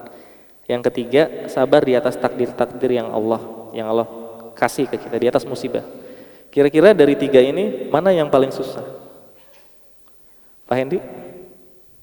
Yang mana Pak paling susah Pak? Sabar ketaatan, menjauhi perintah, atau terhadap musibah? Musibah. Pak Joko, ada suaranya. Oh, Pak Andreas, mana yang sama? Pak Agus, sama. Tapi tahu nggak Bapak, mana yang paling susah? Yang terhadap musibah itu yang paling ringan katanya saya Saleh Saimin. Yang paling susah itu berarti tinggal dua kan? Nanti penjelasannya saya jelasin ya. Yang paling susah berarti antara menjalankan ketaatan atau menjauhi larangan. Nah, Pak Hendi, kira-kira kalau dari dua itu paling susah yang mana? Menjauhi larangan, Masya Allah, benar. Jawabannya menjalankan perintah, Pak, katanya. Yang paling susah, katanya beliau, yang paling susah dari kesabaran yang kita bagi tiga itu, yang pertama menjauhi larangan. Kenapa? Kita bicara tentang musibah dulu ya. Kan kebanyakan dari kita kalau kena musibah, kerasa musibahnya. Tapi kenapa itu sabar yang paling mudah menurut beliau? Karena ketika kita kena musibah, kita nggak punya pilihan untuk ngejalanin itu. Kebayang nggak? Misalkan kita kehilangan mobil, mau nggak mau kita udah sabar, orang mobilnya udah hilang. Jadi kesabaran jauh lebih mudah karena harus diambil untuk kesabaran. Mau nggak mau kan, sehingga kesempatan kita untuk bersabar tuh lebih tinggi dibandingkan dua yang lain. Nah, kira-kira setuju nggak tuh Bapak di situ? Nah, kenapa sekarang pertanyaannya, kenapa yang menjalankan perintah jauh lebih susah daripada yang menjauhi larangan? Karena ini mengambil dari salah satu cerita Nabi Adam ketika di surga. Ketika Nabi Adam itu diganggu oleh iblis. Iblis kan sama Nabi Adam sama-sama dihukum sama Allah. Iblis dan Nabi Adam sama-sama dihukum sama Allah. Cuman kalau Nabi Adam itu melakukan apa yang Allah larang, apa? Tidak boleh makan buah hurudi kan? Kalau iblis itu disuruh menyembah Nabi Adam, nggak mau. Jadi iblis itu diperintah sama Allah, dia nggak mau lakuin, gitu. Dia nggak taat sama Allah terhadap perintah Allah. Tapi kalau Nabi Adam nggak taat terhadap larangan yang Allah kasih. Mana yang lebih berat hukumannya? Ke iblis atau ke Nabi Adam? Ke iblis. Kalau Nabi Adam masih dikasih kesempatan. Kalau iblis, ya enggak, udah dikasih tengah waktu aja, tetap semuanya di neraka. Jadi yang menjalankan ketaatan tuh jauh lebih susah dibandingkan yang menjauhi larangan. Begitu penjelasannya beliau. Itu juga saya belajar juga Bapak. Nah, kurang lebih itu ya. Nah, ketika ini udah mencapai akhirnya Pak. Jika saya dikasih kesempatan nih untuk kasih ke Bapak ini masukan. Tapi kalau cuma bisa satu aja di sini, maka saya akan nasihatin, Pak, sabar. Ngejalanin sesuatu tuh sabar.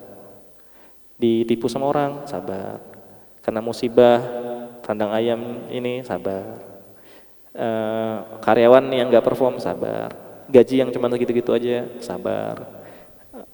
THR belum turun, sabar. Pak, sabar. Insya Allah sabar kita. Kita tuh cuma butuh alasan kita sabar untuk siapa, bukan untuk apa.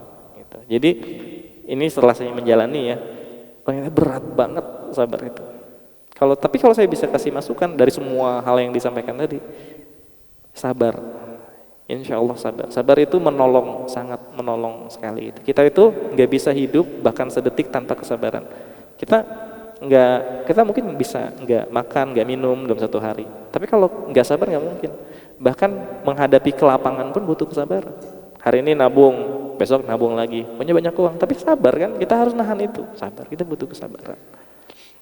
Terakhir ini ya, terlalu pesimis. Ya kurang lebih ini ya, ayatnya.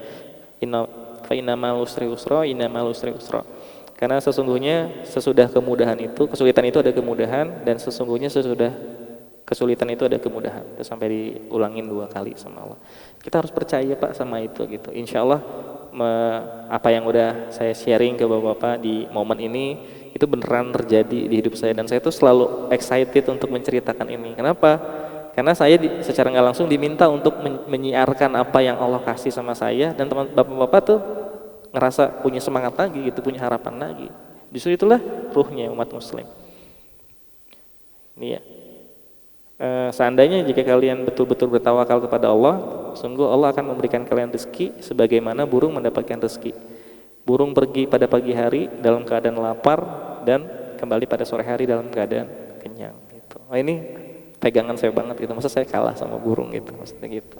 Nah itu mungkin ya, ini closing terakhir ya, kebanyakan kekalahan yang saya alami itu bukan karena lawan saya kuat Pak, tapi karena saya kalah sebelum mencoba. Itu sampai hari ini banyak ketakutannya gitu. Jadi kalah, takut rugi, takut apa, takut nanti besok anak kalau rugi gak punya uang lagi gitu. Nanti anak-anak gak gini, mau punya anak takut ntar anak gak disekolahin. Nanti kalau kita meninggal gimana anak-anak gitu. Apalagi anak-anak saya masih kecil, ada 4 anak saya. Itu juga sama, kekhawatiran saya juga sama. Ketika saya mulai mencoba, ternyata pertolongan Allah itu hampir selalu ada di detik akhir banget. Itu detik akhir banget. Luar biasa gitu pertolongan Allah itu. Ya, sampai saya menyadari bahwa harapan sama makhluk itu sirna gitu. Dan harapan kepada Allah itu nyata, kekal. Mungkin itu sih dari saya, dari momen sore yang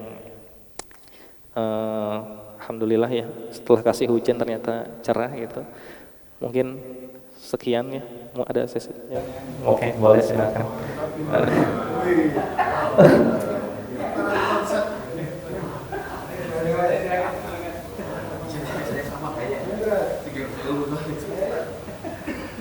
Mungkin ada yang bertanya. Iya, Pak. Jadi gini Pak Yadi, kebetulan saya juga dulu orang kerja gitu. Terus saya kerja di industri itu di 2 tahun. Ya bosnya terusnya 9 harga. Ya Pak Buana, Pak Jejo gitu kan. Ceritanya benar mirip dengan kondisi emang ketika kita sign kontrak sebenarnya harus sadar ya kita bahwa ketika kita sign kontrak sama perusahaan itu gajinya bulanan. Artinya jamnya itu tidak harian atau ada jam tertentu kerja, itu pure bulan Pak. Dulu saya di sana gara-gara jam Sabtu saya sering ditelepon. Jam ini, tadi besok mana? Ikut meeting besok ya sudah kayak baik gitu sama saya. Jadi saya pikir waktu gua kok yang tadi kerja cuma 8 jam gitu ya, ternyata 24 jam per 7 Pak. Jadi itu kan gitu loh, karena ternyata baru saya sadar bahwa oh ini kan gaji bulanan ya. Jadi waktu itu habis buat bulanan gitu. Sebelum itu waktu habis buat bekerja. Nah, salah satu lagi yang saya riset itu karena ternyata orang yang mungkin kasih kita gaji, kasih itu, tapi sadar mau ketemu dia itu susah. Padahal kalau kita udah usaha sendiri atau kerja sendiri, itu kita tuh dipanggil 5 kali pada dalam sehari, dan itu harus menghadap. Sedangkan dulu kalau kita mau menghadap sama bos besar aja, kayaknya susah banget. Mungkin tidak seminggu sekali, sebulan sekali pun mungkin enggak Pak. Jadi mungkin sharing aja kalau misalnya kita emang udah waktunya azan, itu sholat berjamaah di masjid, itu karena panggilan Allah yang memberikan rezeki kepada kita gitu loh. Dan itu syukur yang tadi itu yang mesti cuman di saat itu doang kita dalam sehari bisa mengucapkan syukur di waktu yang paling berharga gitu. Terus ya mungkin yang lainnya mungkin kekuatan mental itu Pak yang tadi Bapak sampaikan berkali-kali, Bapak diuji sama Pak. Saya juga dulu ngebangun Semut Merah sama-sama diujinya mungkin berkali-kali Pak, bahkan rugi pun, ditipu pun mungkin udah berapa kali ya gitu. Tapi ya karena kita tawakal ya, artinya yang setiap panggilan azan sholat jamaah di masjid, panggilan azan sholat di masjid, itu mungkin salah satu yang menjadi kuat, dan sampai sekarang bisa kita bisa bersyukur dan bisa bertahan gitu loh. Gitu. Ya buat teman-teman mungkin yang masih riba nih. Bener Pak Ayandi sampaikan tadi, tinggalkan dulu ribanya baru bangun sesuatu, karena riba itu emang penghalang banget Pak. Saya dalam seumur hidup cuman ya mungkin bisa cicil motor cuman sekali aja Pak. Saat itu udah saya nggak mau lagi, saya tutup semua baru ini. Terus sama rumah pun sama, istri saya waktu itu kerja di bank pun saya udah kamu resign aja. Jadi benar-benar saya suruh riba itu tinggalin gitu loh. Ya alhamdulillah mulai dari sini berkembang sampai ya hari ini Pak gitu. Ya gitu aja mungkin. Enggak yang lain minggu depan nih enggak mungkin ada lagi yang mau bertanya. Tapi memang benar ya Pak, riba itu membuat hati itu lebih tenang, jauh lebih tenang, kerasa banget gitu, kerasa kalau kita udah, apalagi yang udah pernah terus kita tinggalin gitu, biasanya hati itu yang tadinya sesek mungkin sampai kepala sesek gitu, itu jadi kosong aja gitu, itu enak gitu. Makanya dua hal yang paling mahal tuh menurut saya, yang pertama ketenangan, yang kedua rasa aman, itu dua itu gitu. Jadi alhamdulillah dari apa yang diceritakan Pak Adi tadi, kita punya experience yang mirip ya Pak dengan kondisi itu, dan ya ternyata kita struggling sama hidup kita sendiri. Kita ketemu sama yang sebenarnya satu rumpun juga, kita tuh kan kita dikumpulin sama orang-orang yang sejenis sama kita juga gitu. Dan alhamdulillah ya semenjak saya pindah ke sini dan segala macam, Allah banyak kasih kemudahan, kasih lingkungan yang sayang sama saya, yang support sama saya, tetangga-tetangga saya dan segala macam. Itu juga hal yang saya syukuri gitu, maksudnya di hidup. Mungkin itu sih dari saya. Kalau ada yang mau tanya lagi, nggak ada.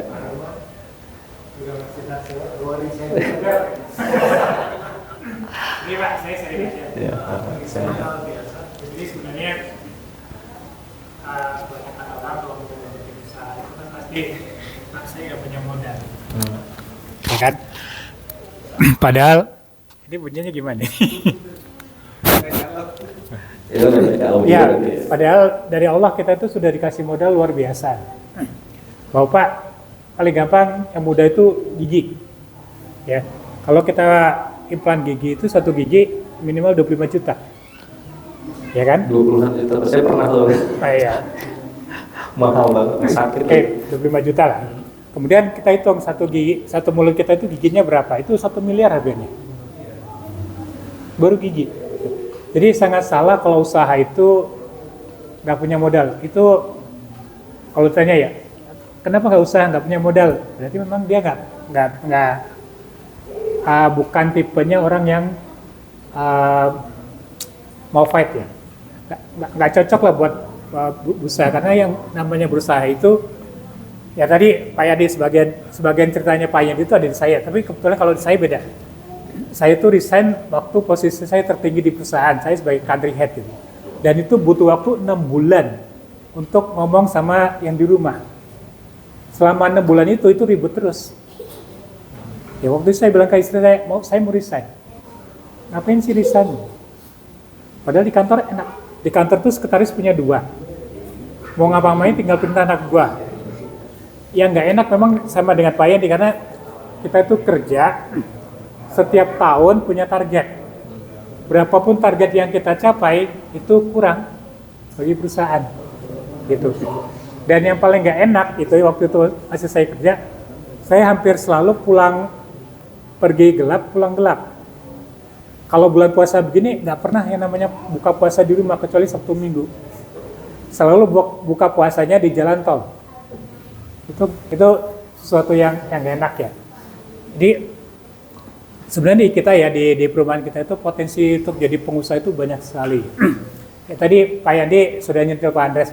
Kalau Pak Andres mau besar, harus menciptakan Andres 1, Andres 2, Andres 3, dan dari seterusnya.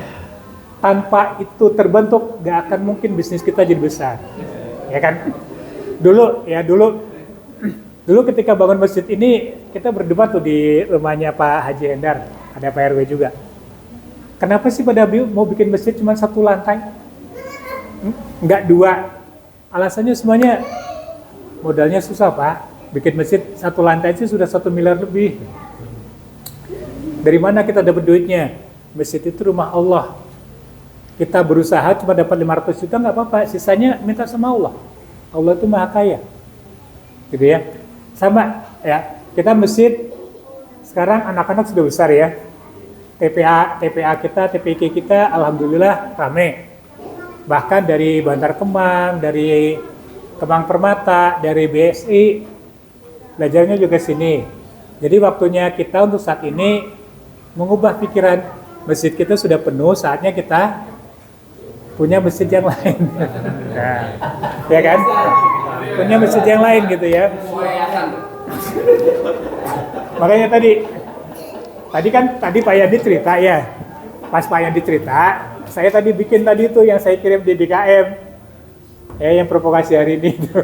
saya bikin pakai AI juga, ngapain bikin capek-capek. Pakai AI kita bikin konsep segala macam, 15 menit jadi gitu.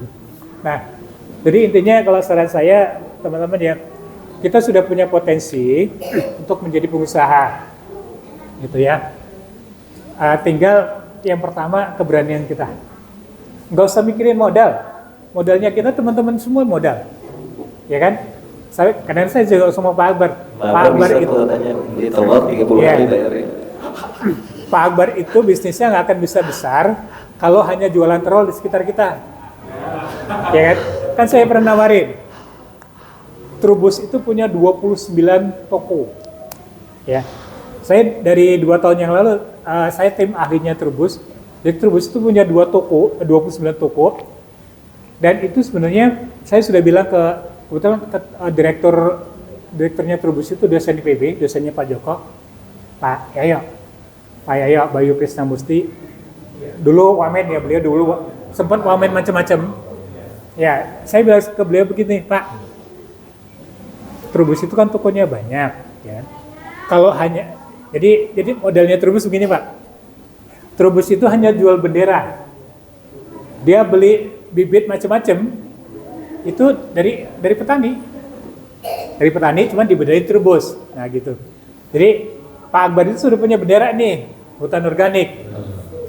Jangan semuanya diproduksi di hutan organik, nggak akan bisa besar itu bisnis. Jadi harus mulai ngelibatin yang lain. Kalau seperti Pak Yandi kan bisnisnya farmasi ya. Farmasi itu salah satu bisnis yang marginnya besar. Apalagi tadi di awal Pak Yandi menjual yang masih paten. Sama Pak, saya juga dulu pernah kerja di Novartis, kerja di Bayer. Itu semua jual produk paten. Jual farmasi produk paten itu marginnya bisa 500-700%. Tapi kalau kita jual telur organik, nggak akan mungkin sebanyak itu. Makanya harus lebih banyak yang kita jual. Nggak, intinya begini Bapak ya, pesan saya, anak-anak kita itu sudah besar, masjid kita itu sudah sempit, ya. Jadi waktunya kita untuk mencari sebelah, atau mencari ke samping, atau mencari yang lain. Itu saja pesan dari saya. Terima kasih Pak Yandi. Ya, terima kasih Pak Abbas. Alhamdulillah ya, ini sharing ya buat kita ya. Tapi seru nggak Pak? Tapi iya, mungkin kedepannya masjid itu dibalikin lagi ke zaman Rasulullah bahwa jadi pusat perekonomian juga, jadi pusat edukasi juga. Jadi menariknya gini, Rasulullah sendiri kan pengusaha. Contoh entrepreneur yang paling baik. Nah, sekarang kan Pak Yani udah cerita banyak nih. Kita sebetulnya ingin mendirikan perusahaan, PT-nya namanya PT Rindu Order Ogah Rugi. Nah, yang paling kita takutkan itu adalah rugi. Nah, pemaknaan rugi. Tapi dari cerita dari Pak Yandi tadi, bagaimana caci maki itu makin ke depan makin tidak terasa. Nah, tetangga di depan Pak Yandi itu, di depan rumah itu yang Pak Herman, dia pengusaha sebetulnya, anaknya sukses. Tapi yang dia rasakan, cara mendidiknya adalah tiap hari dia dicubit, sakit, sambil dimotivasi. Lama-lama cubitan itu tidak terasa sebagai sakit, sama dengan rugi gitu kan. Ini kan menarik Pak Yandi mengatakan bahwa bagaimana mau jadi pengusaha tapi takut rugi. Nah, ini menjadi pertanyaannya adalah pemaknaan rugi itu apa sih Pak Yandi gitu kan? Bagaimana memaknakan rugi itu seakan-akan dia bukan rugi. Terus yang kedua yang menarik ini, yang menarik bahwa pengusaha itu kan bukan arti pengusaha secara materi ya.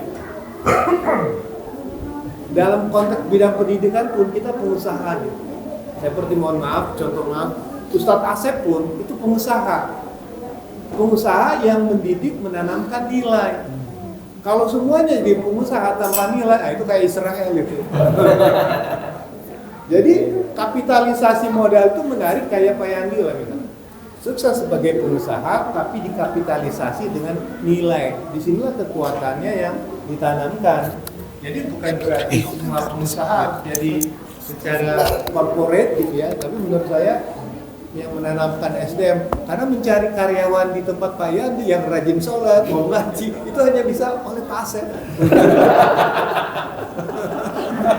Sulit. Kita menentukan, teman saya juga begitu. Dia pingin awalnya membangun perusahaan, pertama satu karyawannya harus muslim. Itu betul dia tanamkan nilai karena satu frekuensi.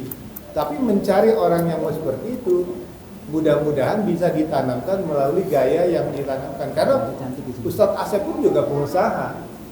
Jadi dalam konteks pengusaha modal lah di bidang pendidikan. Jadi saran saya ingin tahu gitu, bagaimana Pak Yadi, Haji Yadi rugi tapi tidak merasa rugi supaya Pak Ivan mau jadi pengusaha.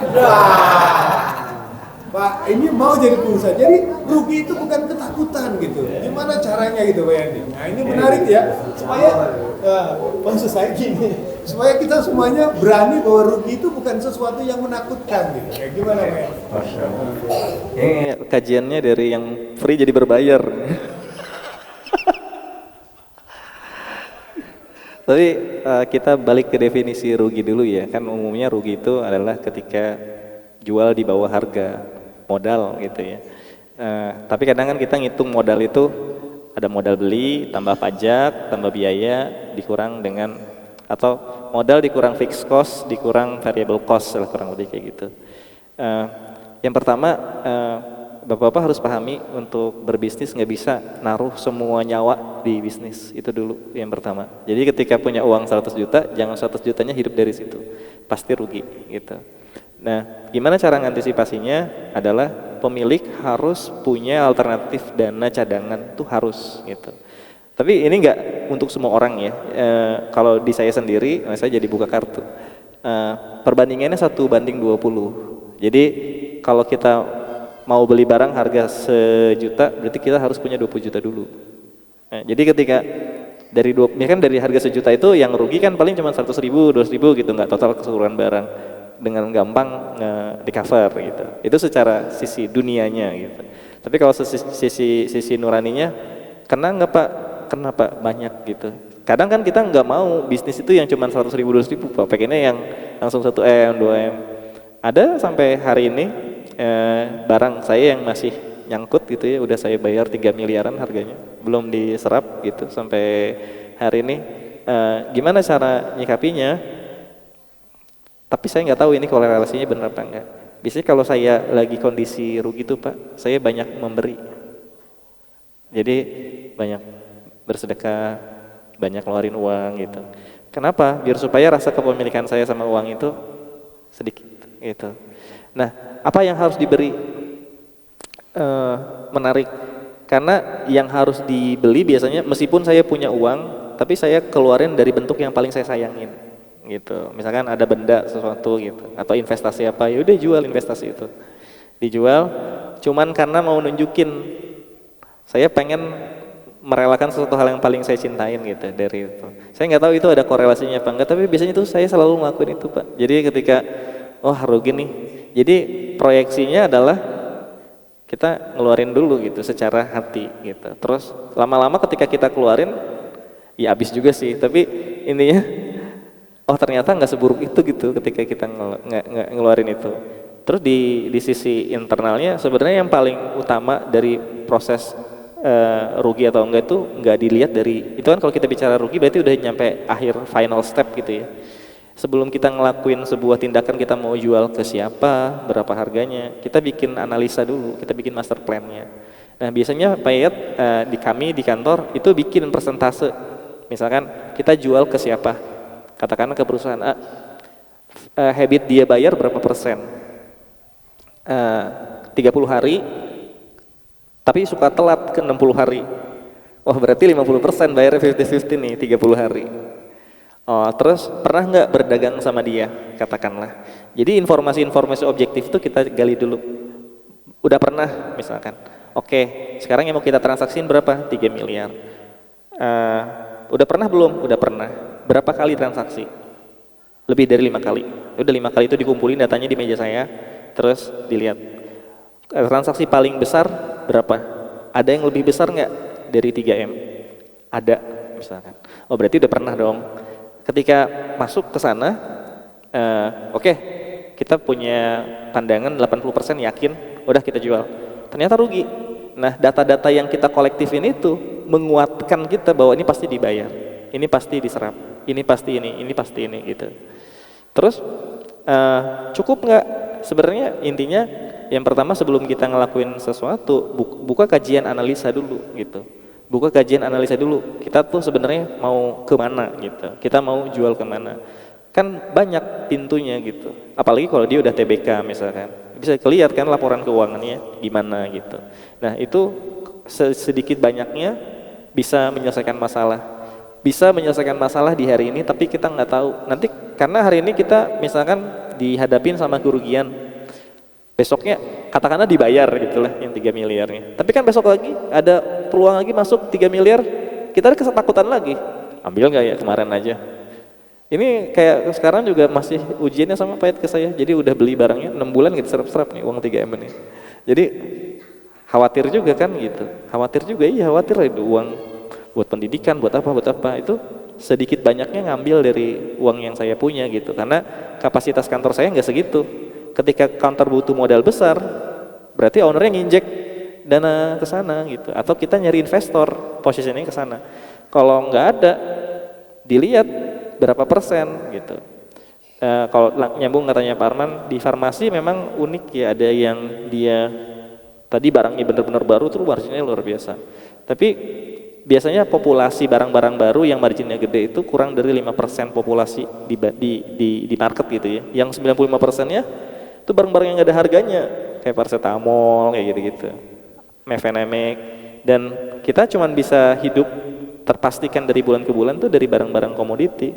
Jadi margin itu benar-benar harus dihitung banget gitu. Kalau nggak dihitung banget, kita ngalamin ujian ketakutan terus gitu. Tapi balik lagi, yang pertama sih sebenarnya bikin kajian analisa dulu bahwa bener nggak sih profitnya segini gitu. Dan selama itunya bener kan kita kawal dari pembelian, spesifikasi, pengantaran, penyimpanan, pengiriman. Kan ada biayanya tuh. Biasanya kan biaya itu bertambah atau berkurang karena proses itu lebih cepat atau lebih lama, kurang lebih ke sana. Bisa nggak nilai? Insya Allah bapak-bapak bisa lah nilai itu gitu. Yang kedua tadi apa pertanyaannya? Udah. Oh ya. Karena udah sering rugi Pak. Jadi karena udah sering. Kalau mau jadi kuat jalanin bisnis sering-sering nombokin. Misalkan Pak siapa yang mau bangun bisnis? Pak Roni mau bikin bisnis gitu. Punya uang 1M. Kalau saran saya di skala kecil dulu 100 juta. Kalau udah 100 juta berhasil baru diinjek. Intinya kan kita butuh belajar untuk mengenali bisnisnya kayak gimana. Kemarin saya ngomong juga kan sama Pak Andreas, kadang kita lupa, kita butuh belajar nih Pak untuk mengenali bisnis ini 1 tahun, 2 tahun, 3 tahun. Tapi kalau kita nggak sabar, kita lupa, calon customer kita juga butuh waktu kenalin produk kita. Itu yang penerimaan orang beda-beda gitu. Pak Andreas jual soto Medan gitu. Alhamdulillah sampai hari ini saya belum mampir ke sana makan soto Medan kan, gitu maksudnya. Jadi artinya orang tuh butuh waktu banyak gitu untuk mengenali kayak nasi goreng acong lah biasanya kan. Saya kemarin cerita dari awal saya di sini, saya baru nyobain nasi goreng acong tuh 2 tahun setelah saya tinggal di sini. Ternyata enak. Jadi ketika makan beli terus. Jadi saya sebagai konsumennya acong pun butuh waktu untuk menyesuaikan momen bahwa oh ya marketnya pas. Mungkin itu dari saya, udah 5:30, mungkin saya tutup aja. Terima kasih banyak bapak-bapak telah mendengarkan curhatan saya di momen ini. Semoga Allah senantiasa memberikan kita banyak keberkahan ilmu, memberikan kita banyak pertolongan, memberikan kita kehidupan yang lebih baik secara kehidupan rohani kita, dan juga Allah mudahkan dan Allah rancangkan rezeki bapak-bapak sekalian di sini, dan Allah mudahkan kita ketemu lagi di kesempatan yang akan datang. Wabillahi taufiq wal hidayah. Wassalamualaikum warahmatullahi wabarakatuh.